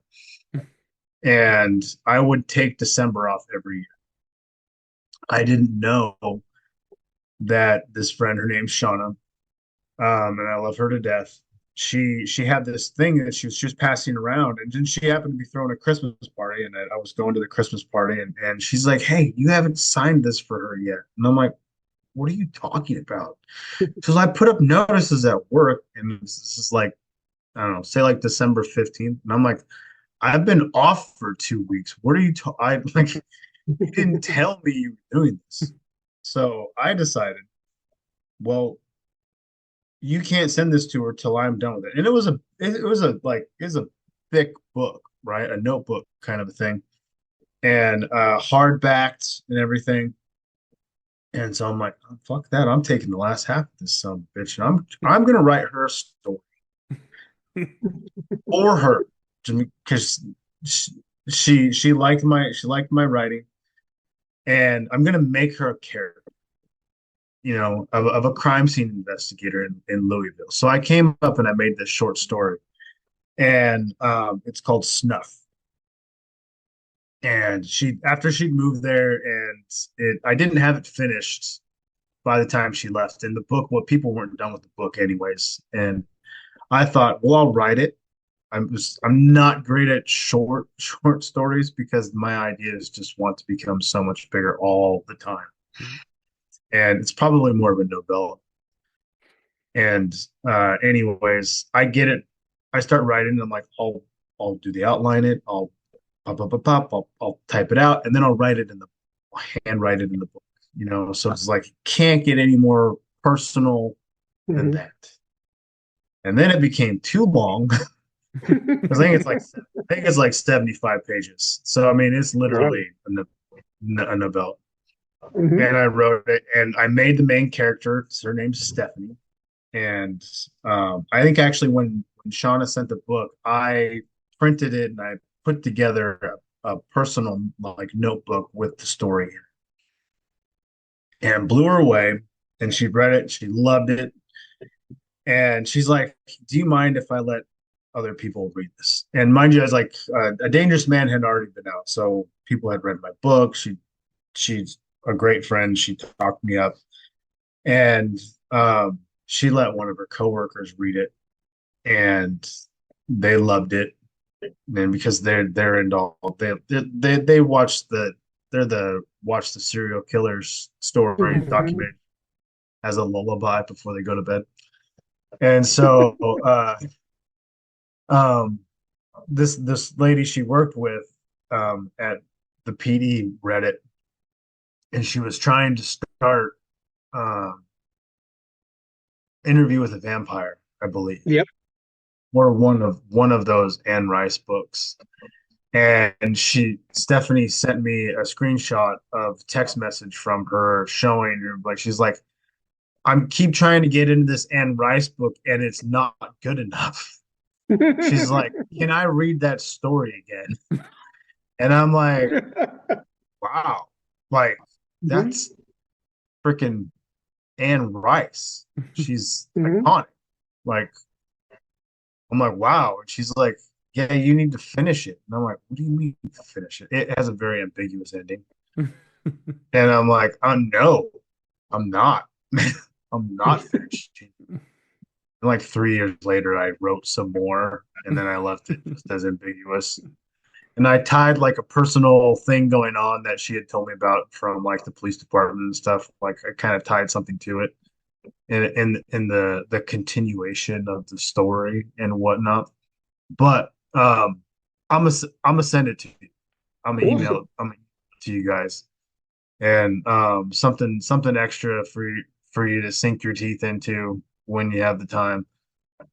Because that comparison, I mean, I'm obviously I'm ranting here because like I'm on cloud nine. Thank you for that compliment. I mean, you can't throw names like that out there, and like, I mean, you could have, when you edit this, you could probably end the podcast right there. Just like, this thing won't shut up now. But yeah, and It's, so I've like those kinds of compliments. Like I've had a few of them. One friend compared my writing to Dan Brown at one point in time, who I love. Like those books, but I never aspire to be any of them. But Yeah. I appreciate any comparison because of what they've built for themselves, with the written word and everything. So um, the long of it is, again, thank you. you're very welcome. It's very well deserved, and I completely get where that friend of your friend is coming from because after I finished reading yours, I went back to a R.L. Stein, the creator of Goosebumps, wrote some more Oh adult yeah. books. I got a book from his back when I was in year 10 and I was in hospital for a little while. And a good friend of mine bought me the physical copy of R.L. Stein book called Superstitious. And I believe it or not, I've never actually read it. So I started reading it and I couldn't finish it because exactly the same thing, because I'm like, I've read so much better than this. And I couldn't finish it. And I swear that is just, yeah. And you know what? That's a good feeling to have for me because I'm like, it just shows how much I can respect and love indie authors a Mm. lot more than I did, say 6 or 7 years ago. So yeah, I totally get where that friend of a friend is coming from, 100%. Yeah, that's all I've read, mainly all I've read since I got on Twitter, honestly, because I hadn't Mm-hmm. read anything for a long time. I'd read some things where I read like the first three books of the James Reese series from Jack Carr. Mm-hmm. Um, that's I mean, I love David Morrell. I pick up one of his books every now and then, so I read him, and you can see him. He's obviously more, excuse me, traditional. Um, I'll never not read one of his books. He's my favorite author ever. He has one book that I reread every once in a while, called The Fifth Profession. My favorite book in the world. I There has to be a movie made.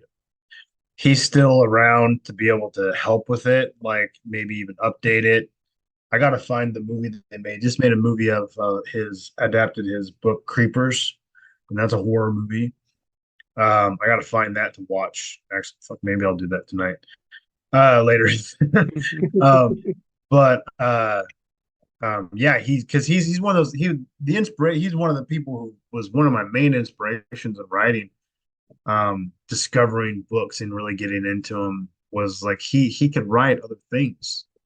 It was like that was my first introduction to like, oh, this author isn't just writing horror books or action adventures finals. I mean, he's a master thriller, action thriller writer. Mm. Created Rambo, and the drama and things that came of that. Even the adaptation of, like I think I have Rambo 3, the book for Rambo 3 around here. I zoomed through that. And like again, I'm a self-proclaimed slow reader to a Mm. degree. Like, you very few books have I read in less than a week or a month. Yeah. Um, but they've been indie books. Like I Yeah. blew through Hot Dose of Hell. Mm-hmm. I think one and a half, like maybe I think it was like 2 days, just because I had to go to work. Mm-hmm. Was Sledge versus the Labyrinth. Yeah. Things like that. And when you start looking at the conversation of traditional and independent and whatnot, we're not restrained. We No, don't no.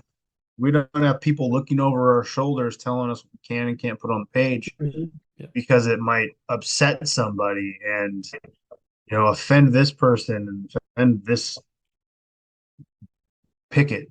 Well, we Yeah. could create a new game and like, who does this book defend, and just throw a dart, you know, and um, and that happens now where that's the difference with independent and traditional. Traditionals, like there was an actual changing of the guard Yeah. in not only how to get picked, but who's doing the picking Yeah. when it comes Mhm. to choosing new authors? And everyone we've talked about, and then some, like, are there's so many great writers out there that they they get overlooked because they don't fall into a particular category, and that's a shame because they're letting people choose books to be made that, unless you have a background that's going to automatically attract an entire audience, Yeah.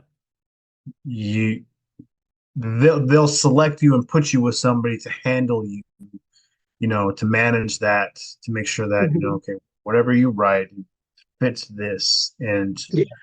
because you've done these things and had these experiences, that's a built-in audience, and that's great. And I have no problems with that. Get it. Get all you can. Get all you can out of it. Make the best life possible. Like, I don't hate anybody for any, like, having that advantage because they did the work. Yeah. Yeah. But also, it's like, what? Why are all these great writers who publish independently overlooked? It's like, have you looked at, like, Jamie, have you ever queried to a publisher? Do you, No. like, to an I agent or anything like that? No, I've never been interested in it. I was with a hybrid for my first book, um, Hmm. and then they went bankrupt. And even then, there was no hassle with that. That was just like they accepted it, didn't need to change anything, gave me a new cover. That was it. But like I see people querying all the time, and we're like, I know for a fact that they'd make me change nearly everything that I'm doing.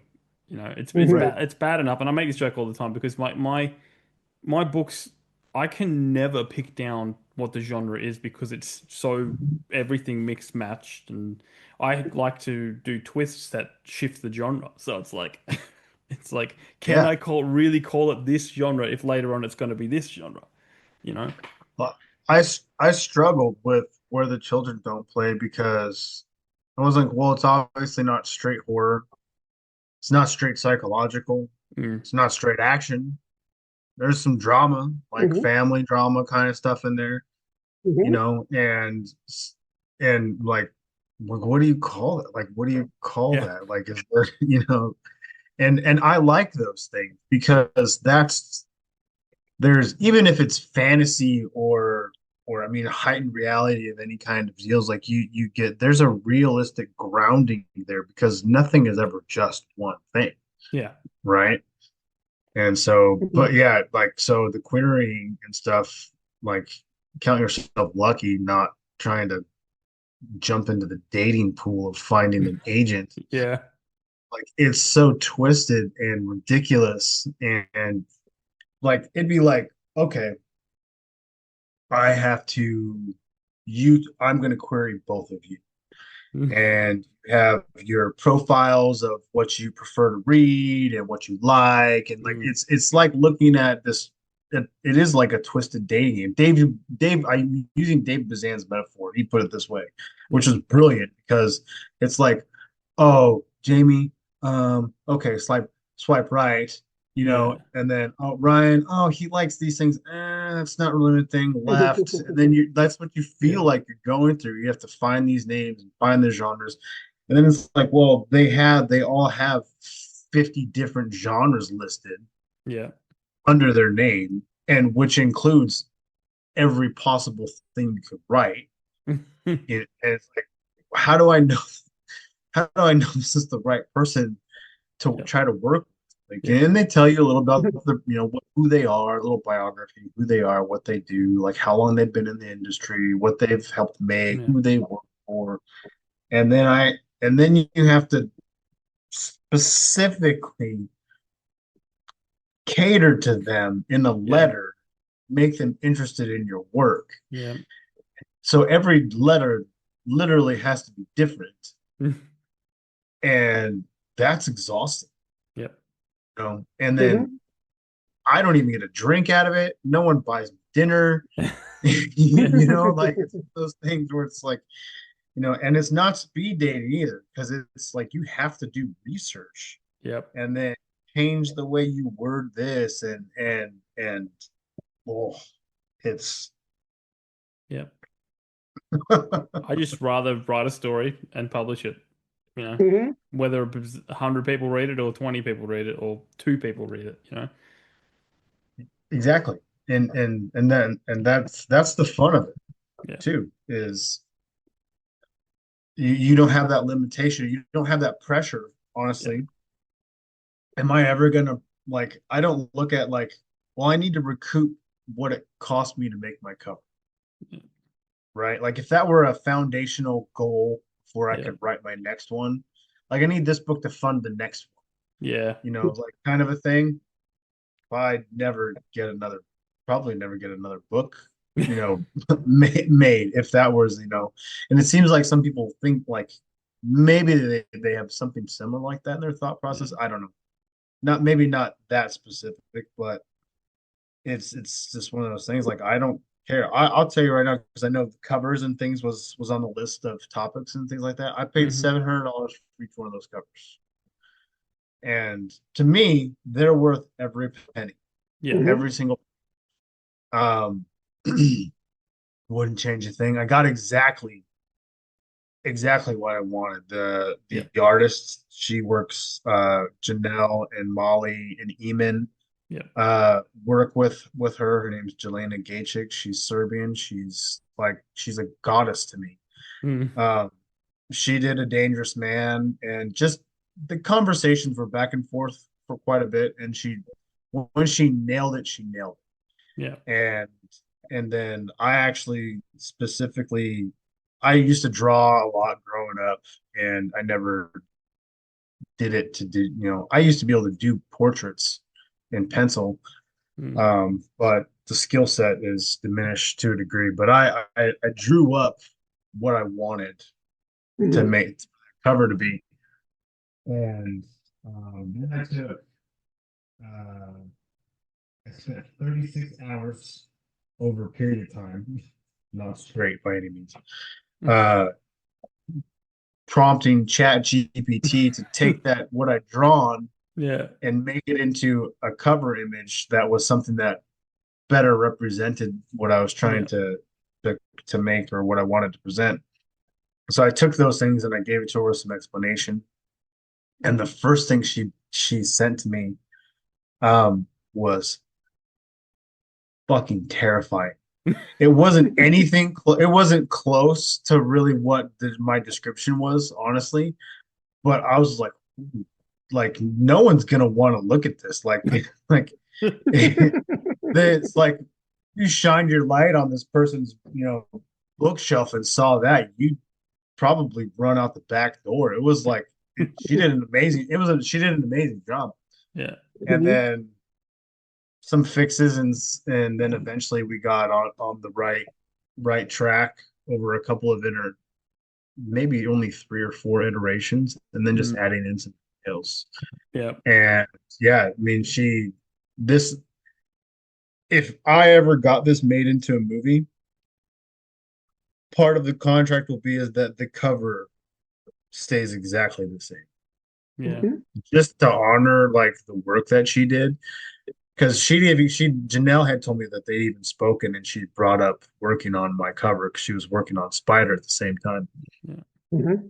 It's like it's so challenging, and I'm like, what is she talking about? She's killing it every time I talk to her. Yeah. Like it gets better. It becomes more and more, she's easy to talk to, and talk about specifics and Yeah. changes and things like that. It's incredible. I will, like, I thought, I was thinking at one time I eventually will start learning how to use these programs and just do it myself. I'm pretty artistically inclined, Yeah. and I'm like, I got the one. Yeah. I'm gonna, I got her. I'm gonna, as long as we're both on this planet and I can, I'm gonna use her for everything that I do now. I don't care. I don't give a shit what it costs me. Yeah. I don't care if that book cover ever gets paid back. Um, she's mine. Yeah. I, My cover artist. yeah. It's good. It's good when you find one. I've got two that I got one that I've done for most of my book. I basically went because I knew my old publisher was pretty dodgy. Like they were fine with me, but I heard horror stories from other authors. Yeah. I was like, they're probably gone out of their way to find really cheap artists, and I tracked them down, and I work with them now, and they're great to work with. And they're Yeah. pretty cheap and they're top notch, you know.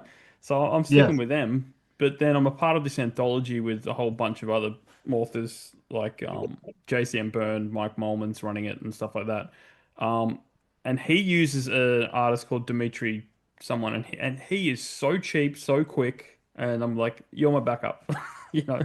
Like if I eventually do dive into proper fantasy, I'll probably get him to do all my fantasy stuff. But it's just good to Mhm. have reliable artists that you Oh, can just, you know. yeah. And I mean, I'm not like I don't really care to get into the whole AI Yeah. category stuff because I know some of it is probably I don't know what she did. I Yeah. don't know how she made it. I don't know how she rendered it. I don't care. Um, because it came out exactly what I wanted. Yeah. Like Yeah. the webbing off the fingers was one of the things Hmm. I'm like, that plays a part, as Ryan can attest to. That's an element of the story Yeah. that Yeah. there's Easter eggs there on the in the imagery and everything, which I mean, which helps with covers and it looks cool. Yeah. But Yeah. yeah, if you find it and you work well together, you've got rapport built, like Yeah. and it's more seamless. I mean, yeah, why like I could care less if I ever got a book deal, I'm not using those motherfuckers. Calling up the girl, Yeah. emailing her and saying, hey, here's what's happening. I wanted to give her a tip because I was just so impressed. I think after A Dangerous Man, she she yelled at me in the email, "Don't you dare!" And I don't know why I didn't like. I'm like, oh, yeah, I didn't. Oh, I'm sorry, I hope I didn't offend her. Wasn't trying to by paying her more. Um, but she like she's like, I'm not. I won't have it. And she later on, like I messed some things up and asked her for some corrections because of my mistakes and because she was flawless. And I'm like, hey, look, and it was around um, Christmas time last year, and I'm like, hey, look, it's the holidays. I feel like you've gone more than out of your way for me, above and beyond the initial. Like we were technically kind of done, and then I came back like, Mm. hey, I screwed this up, didn't get this right. Can you help me? Please let me pay you. Like your time is valuable. Yeah. And reluctantly agreed, you know. And so, but like I at this point in time, like I mean, if I could, like if I got a book deal of some kind and went that route and was able to still do exactly what I want to do, I'd be Mm. like, well, I'm using them. Yeah. Unless you got somebody in your design department that isn't going to just put out one of these bland market appropriate covers that they Yeah. make. Um, Yeah. Stock images. yeah, I like this is my girl. Like she's part of the package, and then Yeah. I would pay her whatever she wanted. Like she does an incredible job, and so Yeah. It's awesome. yeah, I can't say enough good things about her. She's super cool. So Awesome. Well, we are approaching the 2 hour mark. So I think this has been a good episode. One, but two, I I think it's appreciate. time to test your creativity with story pitch. Uh, Okay, I have to apologize. I'm not familiar, but I'm ready. well, you'll catch on pretty quickly. You have been on Mirthquake, so it's similar to some of the Yeah. stuff he's done. Okay. But all right. So the game is called Story Pitch. There's a setting, a genre, a main character, and a crazy addition. What you're going to do is give us a number between 1 and 12 for each of these categories. Me and Ryan will tell you what they are, and then you're going to pitch Hmm. us a story. Now, because so Yeah. many people have given us suggestions for these graphs, there's 4 graphs. So first you got to pick a graph, one being more easy, and then graph 4 dives more into sub genres and weird stuff. So it's Whether you want to play easy or hard is up to you. But there is 2 rounds, so you can have a practice and then you can have a proper. Okay. So first, Well, first off, pick a graph, 1 or 4. if we're gonna go hard. So let's just go 4. All right, Awesome. all right. So graph number 4. Graph 4, and now just give us 4 numbers. And you can double up. You can go 2, 2, 2, 1, or something like that, because they're all different. So Okay. Let's see. Well, let's go. Uh, see, this is first one. We'll just go. Let's see. Let's go 1, 3, 5, and 7. 1, 3, 5, and 7. Okay. Yeah. All right. Well, this is definitely one we haven't had before, but you're. Oh, maybe we have. Well, it's rare. But basically, your setting is a cooking class. Okay. Your genre that your story has to be set in is alternate history. Alternate history. So that's kind of like, I think the perfect example of that would be Abraham Lincoln Vampire Hunter. Yeah. Yeah.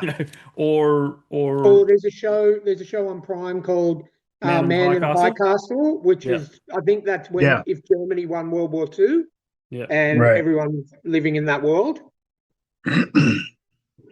Okay, your main character is a hypnotist. Okay. That's interesting. And your crazy addition, which is someone or something that must appear in the story, even if it's just for 5 seconds, and that is a man or a woman with a clipboard trying to sell something. That is interesting. So you've We got told you number 4 was the hardest. yeah. Yeah. So, and how long do I have? Oh, pretty much as It's long a as you pitch, want. so you can It's a take some pitch. time Oh, to okay. think about it. Yeah. But say, for example, you're in front of a publisher, or you're in front of Netflix or movie studio. We want the pitch, so we can say yes, here's the funding to create Yeah. this project. So it's like a rough idea. I Yeah. mean, we've had people Yeah. bullet point it, we've had people act it out. So it's like Oh shit. pick Okay. your Pick your poison, huh? pick your poison. But while Let me go while get you my costumes, guys. No. while you think about it, we'll run it through again. It's an alternative history set in the cooking class. Your main character is a hypnotist, and you've got to have a man or a woman with a clipboard trying to sell you something. You can turn it into horror if you want. Just saying. Well, I mean, alternate history. I mean, that can be. There's some interesting things popping into my head right now. Just go with it, man. Just go with Right. it. Okay. So we're in a cooking class. Cooking class, right? Yep. The setting. Cooking class, alternate history. Hypnotist is the main character, and Someone's got to sell you somebody something with a clipboard clipboard trying to sell you something. Yeah. Okay. Okay. So many of them, like my imagination is just shotgunning things at me right now. That's what we want. Okay. We're in a cooking class. Cooking class takes place in Alcatraz. Mhm. Takes place in Alcatraz during post World War II. Mhm. Japan is won. Mm. Mhm. This is the birthplace of Kenny Bonas, and it's being taught by a man who is an inmate, and we're just going to call him Guko, son Guko, and he has special powers, Mhm. and he is used to eating so much, he's just so good at cooking. And his class is made up of a guy named Ray Rachel and Stuart Martha. They're his lead. They're his best students. And the dish they're making, they're working on the stove. They're actually doing the hibachi cooking, All right. right? Cool. Doing the tricks. and there's a great rivalry between them. And as he's instructing them, they're going round for round, equal, the flip, the onion volcano. Like it's just getting elaborate to the point where it's like, how are these people able to do these things?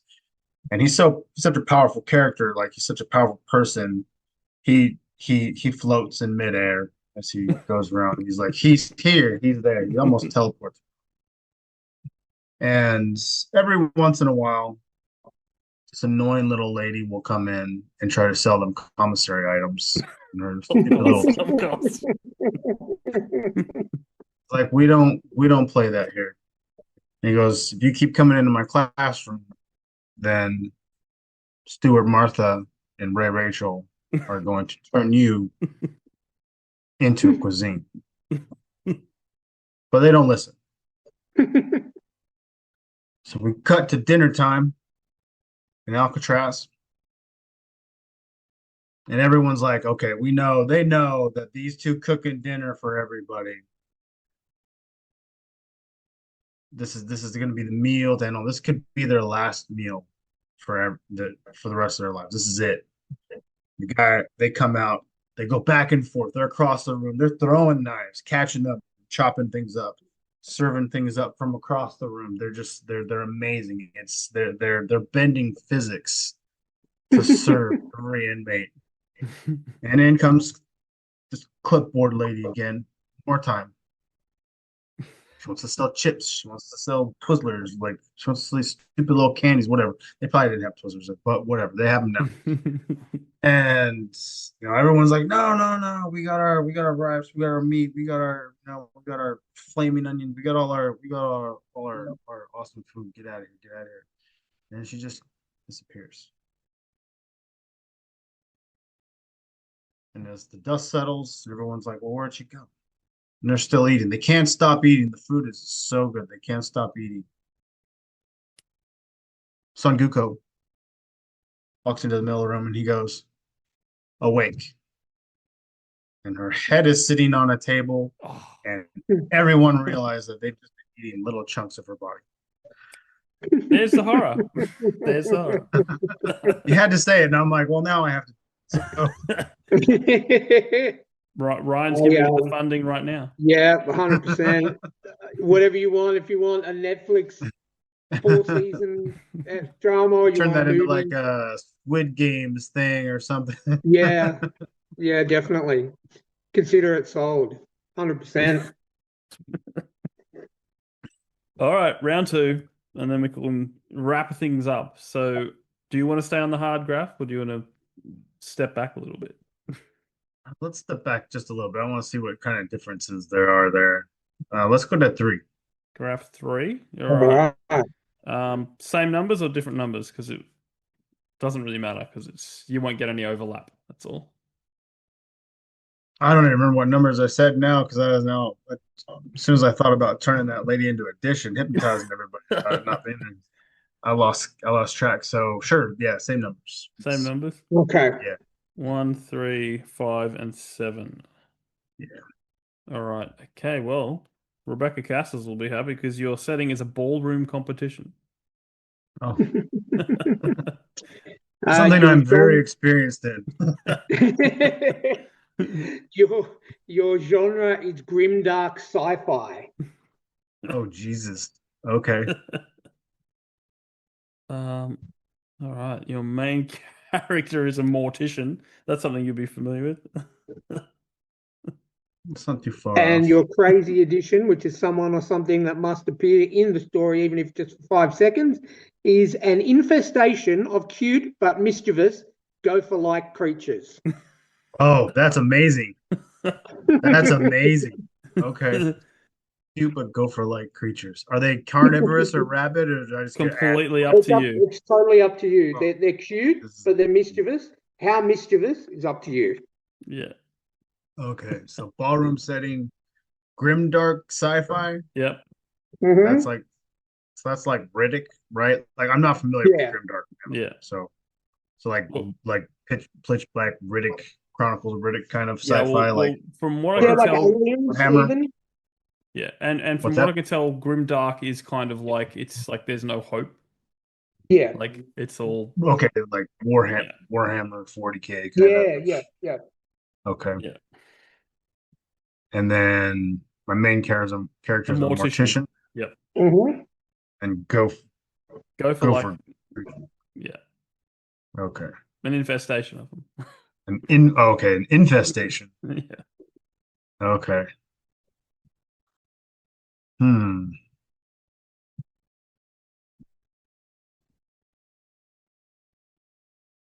Well, we'll call it Battle Axe. In the world of Battle Axe 50K, it's 40K. So, but in the grimdark sci-fi world, Battle Axe 50K, everyone's reprieve for the week is Dancing with the Stars. Of course, of course, of course. And leading, I guess, what would you say? Like on the leaderboard, be our main character, um, and it's gonna be what is he? He's gonna be he's a mortician. It's gotta have to be like what's a cool mortician thing? I'm gonna think out loud for a second. Uh,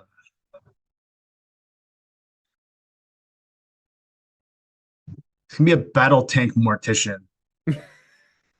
It means he he has to wear oversized mechanical armor and essentially turns into a human cannon and has to assess people. That's the only way he protects himself on the battlefield. And so while he dances, he has to keep his tank barrel that's on his shoulder steady because it's heavy, and keep it from shooting the audience. Yet he's the favorite because it happens all the time. Mhm.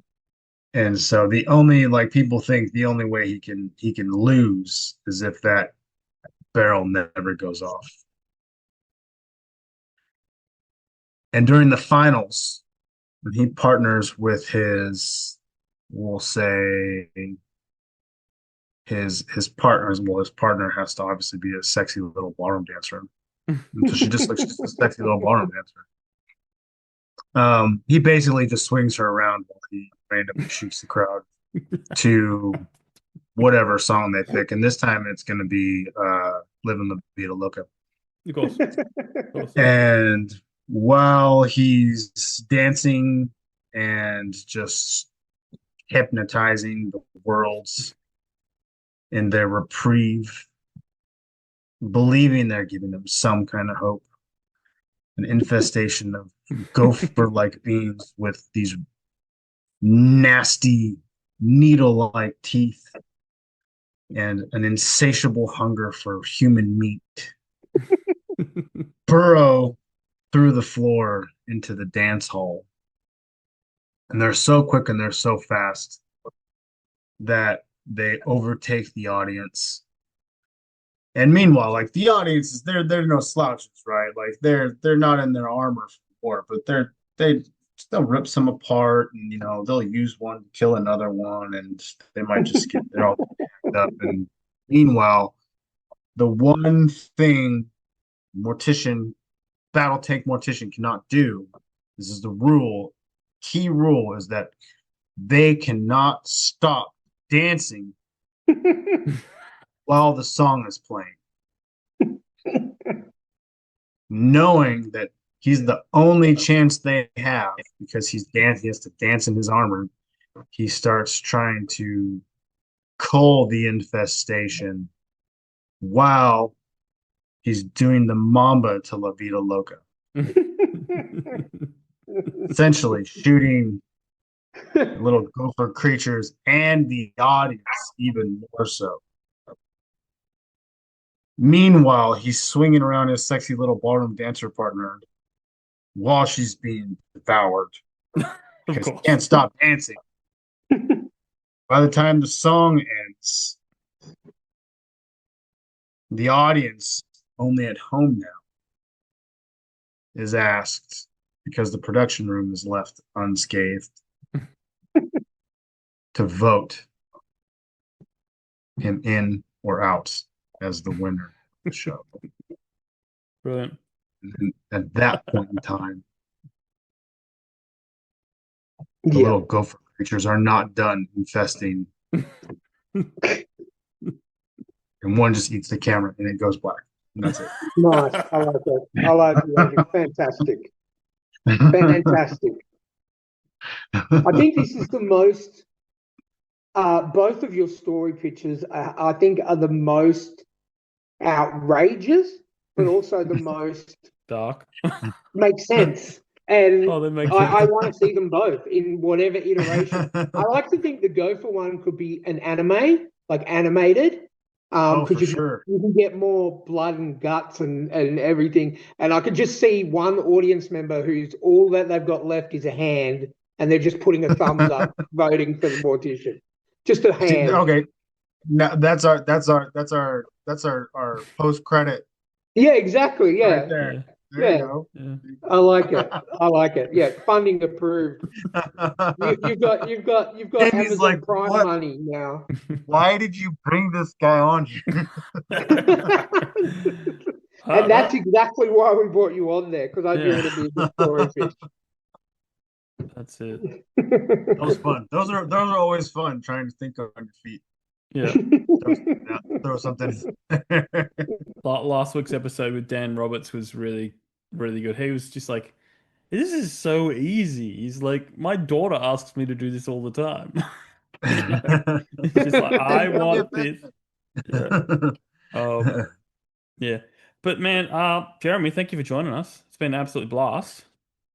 Oh, thank you for having me. I had no idea like that. The time flew by. Yeah. This was amazing, guys. It was so great to meet you. Thank you for inviting me on here. I'm honored. Like this was a great time. I'm happy to be here. Oh, 100%. It was a long time coming, and it's just you're one of the few guests that I've had on the show where I've actually read the book before we have you on the interview, because normally we get you on the interview and then I buy your book and then I read it and review it and all that, but I've already done that for you. I think Oh, you right and on. Janelle Schiecke are the only two guests we've had where I've actually read the book that you're on board Yeah. to promote. So I encourage everyone to get out there and buy A Dangerous Man and buy Where the Children Don't Play. I haven't even read A Dangerous Man yet, but I know it's going to be great just from the way you've described it. But Where the Children Don't Play is a great story. I encourage everyone to get on board and pick up both those books and everything else that you do in the future. I appreciate that, guys. You can't ask for better support than this. I mean, we're across the world, from each other, and building a rapport and friendship, and I'm gonna support you guys and push your episodes when I see them and everything. You guys are you're two great dudes, and this is what it's about right here. Yeah. It's just literally just being awesome. Like you guys are awesome, and thank you for having me. Thank you for the encouragement and the compliments. And I'm gonna send I'm gonna send that story over. I'll send both portions of it to you, so you don't. I mean, you're gonna get kind of left on a hook no matter what. But I'll send those to you guys from that little story that I told.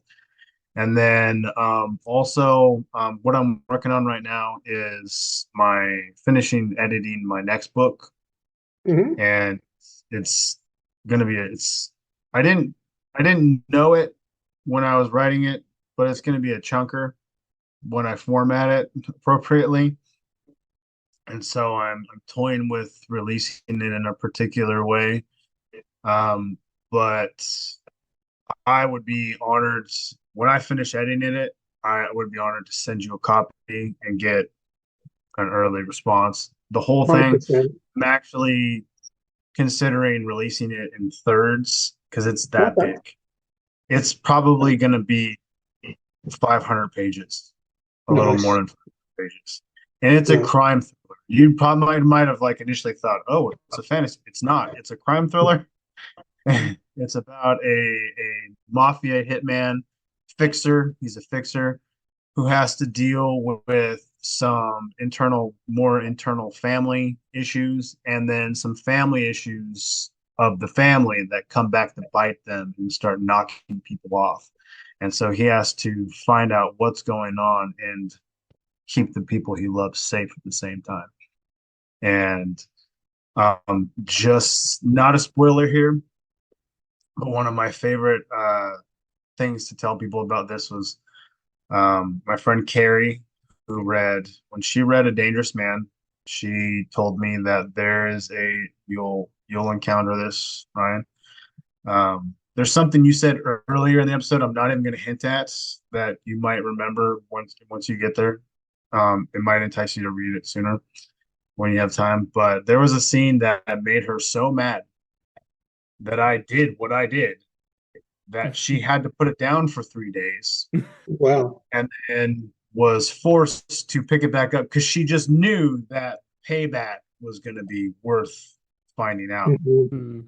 But she was very angry with me. And then, so because my next book is called The Doc, and I Nice. kind of like I like elaborate titles that have a little bit, seems like it's got a little more to say, like Where the Children Don't Play is pretty Mhm. ominous. Yeah. But The Doc is simple because it's the sole location of where the story takes place. And there's a portion in that book where I got a message on Facebook after midnight one night where she just goes, "You sick motherfucker. Why the fuck would you do something like that? What the fuck is wrong with you? Have you been checked out?" And I'm like, "Oh, I know where you're at." And I honestly didn't consider it to be that twisted, but the people who've read it was like, "What?" Like it. I think I honestly think that the sequence is pretty creative, and I've never heard of or seen anything like it before, which is part of the reason why I did it. But when I get all done, when I get it formatted, free publish release in full, I would be honored to send you an early copy of the digital. Not well, 100%. I'll send you a PDF of it or Yeah. whatnot. Because I would love if there were a million of you, and if there's just one person like that's good enough for me. I've had a number of people read it. When I first actually wrote it in 2019, so Wow. it's been Okay. sitting, and I've been trying to do things with it for years, and even gone through some other things. And I learned that traditionally it's way too big to publish. Publisher wasn't going to publish it right out of the gate from somebody Mhm. who's known, because that's when I learned like this is how naive I was. I paid attention to the word count, and because I actually wrote this one after I wrote Dangerous Man, and so Okay. it obviously it predates Where the Children Don't Play by a few years, and I was like, A Dangerous Man was longer than I expected it to be. And I just wrote what the story wanted to be. And that's, I think a lot of authors look at that like, this is what the story wants to be. Mm. This is what it is.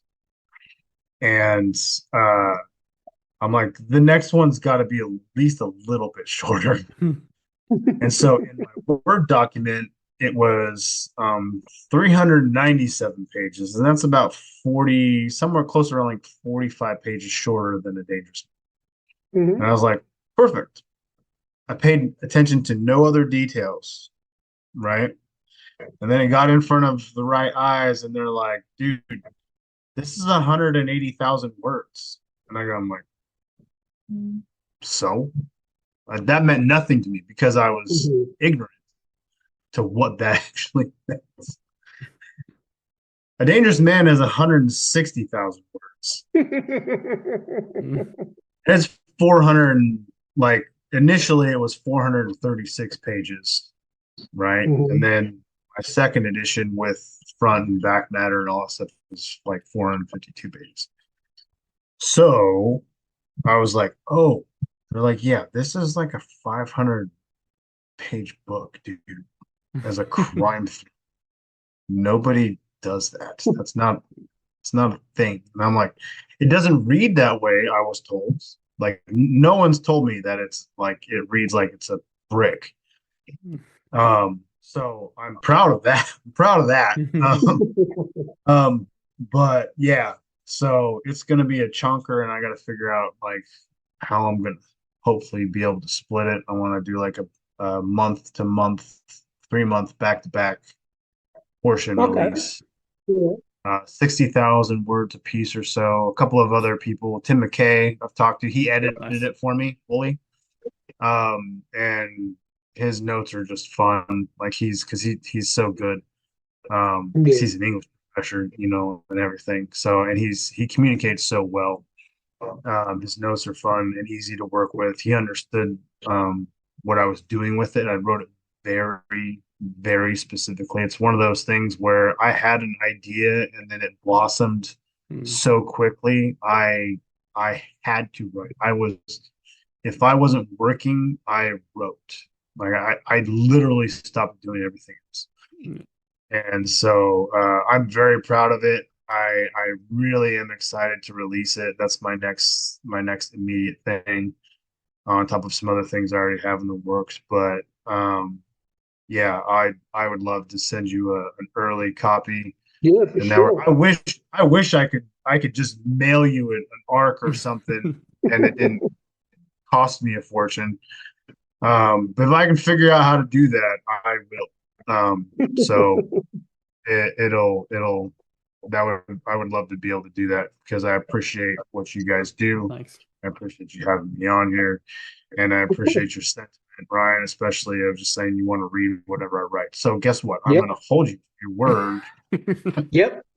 100%. If you're down, man, if you're down, I'll send you early stuff all the time. Yeah, I've said that to, I think, 4 authors since we started this podcast, that you have a fan in me for life. I will literally buy anything you write without even thinking about what it's about because I trust the writing. And yeah, there's 4 authors that we've interviewed that I have said that to. And yeah, 100%. Anything you write, anything you put out, I will buy, and anything you send, I will lap it up.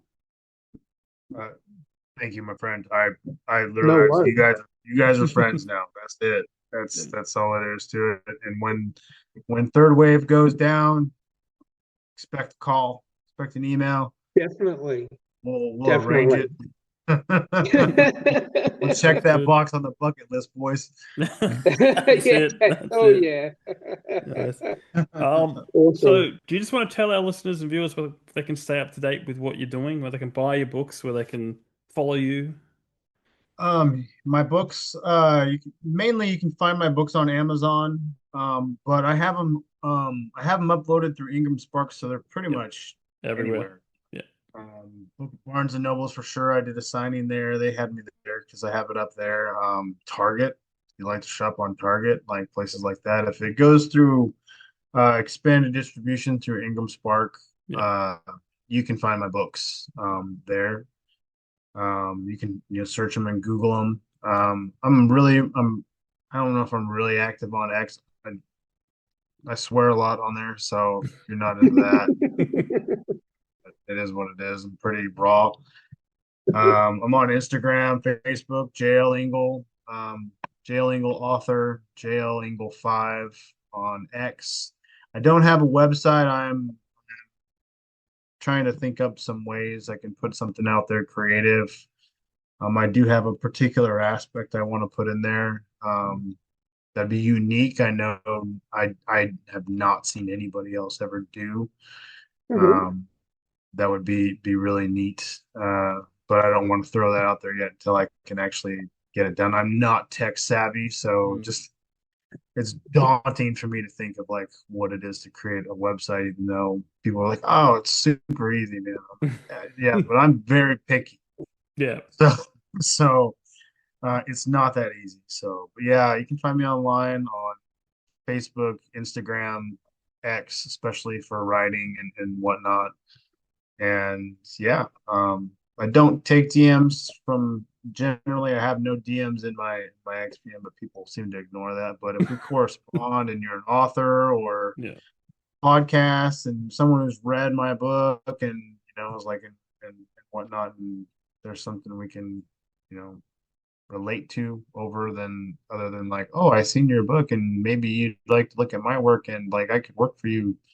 Yeah. Those people fuck off. They're so annoying. Yep. But if you're a cool author or whatever like that, and that's cool if they say hi. But yeah, mainly that's where I'm at on there, and yeah. So once I have a website up, people know about it because it'll be dope. Cool. All right, guys. I'll leave all the Awesome. links down in the show notes. Please be sure to grab a copy of those books. Ryan will probably plug it every single episode now. Just saying. So, yeah, if you want to reach out, Book of the year. Book of the year. Book of the year. That's it. If you want to reach out, thetrueandthefictional@gmail.com, please check out our sponsor, Rebecca Castles, our honorary sponsors, Janelle Schiecke and Alexander Robb. All their links are down below.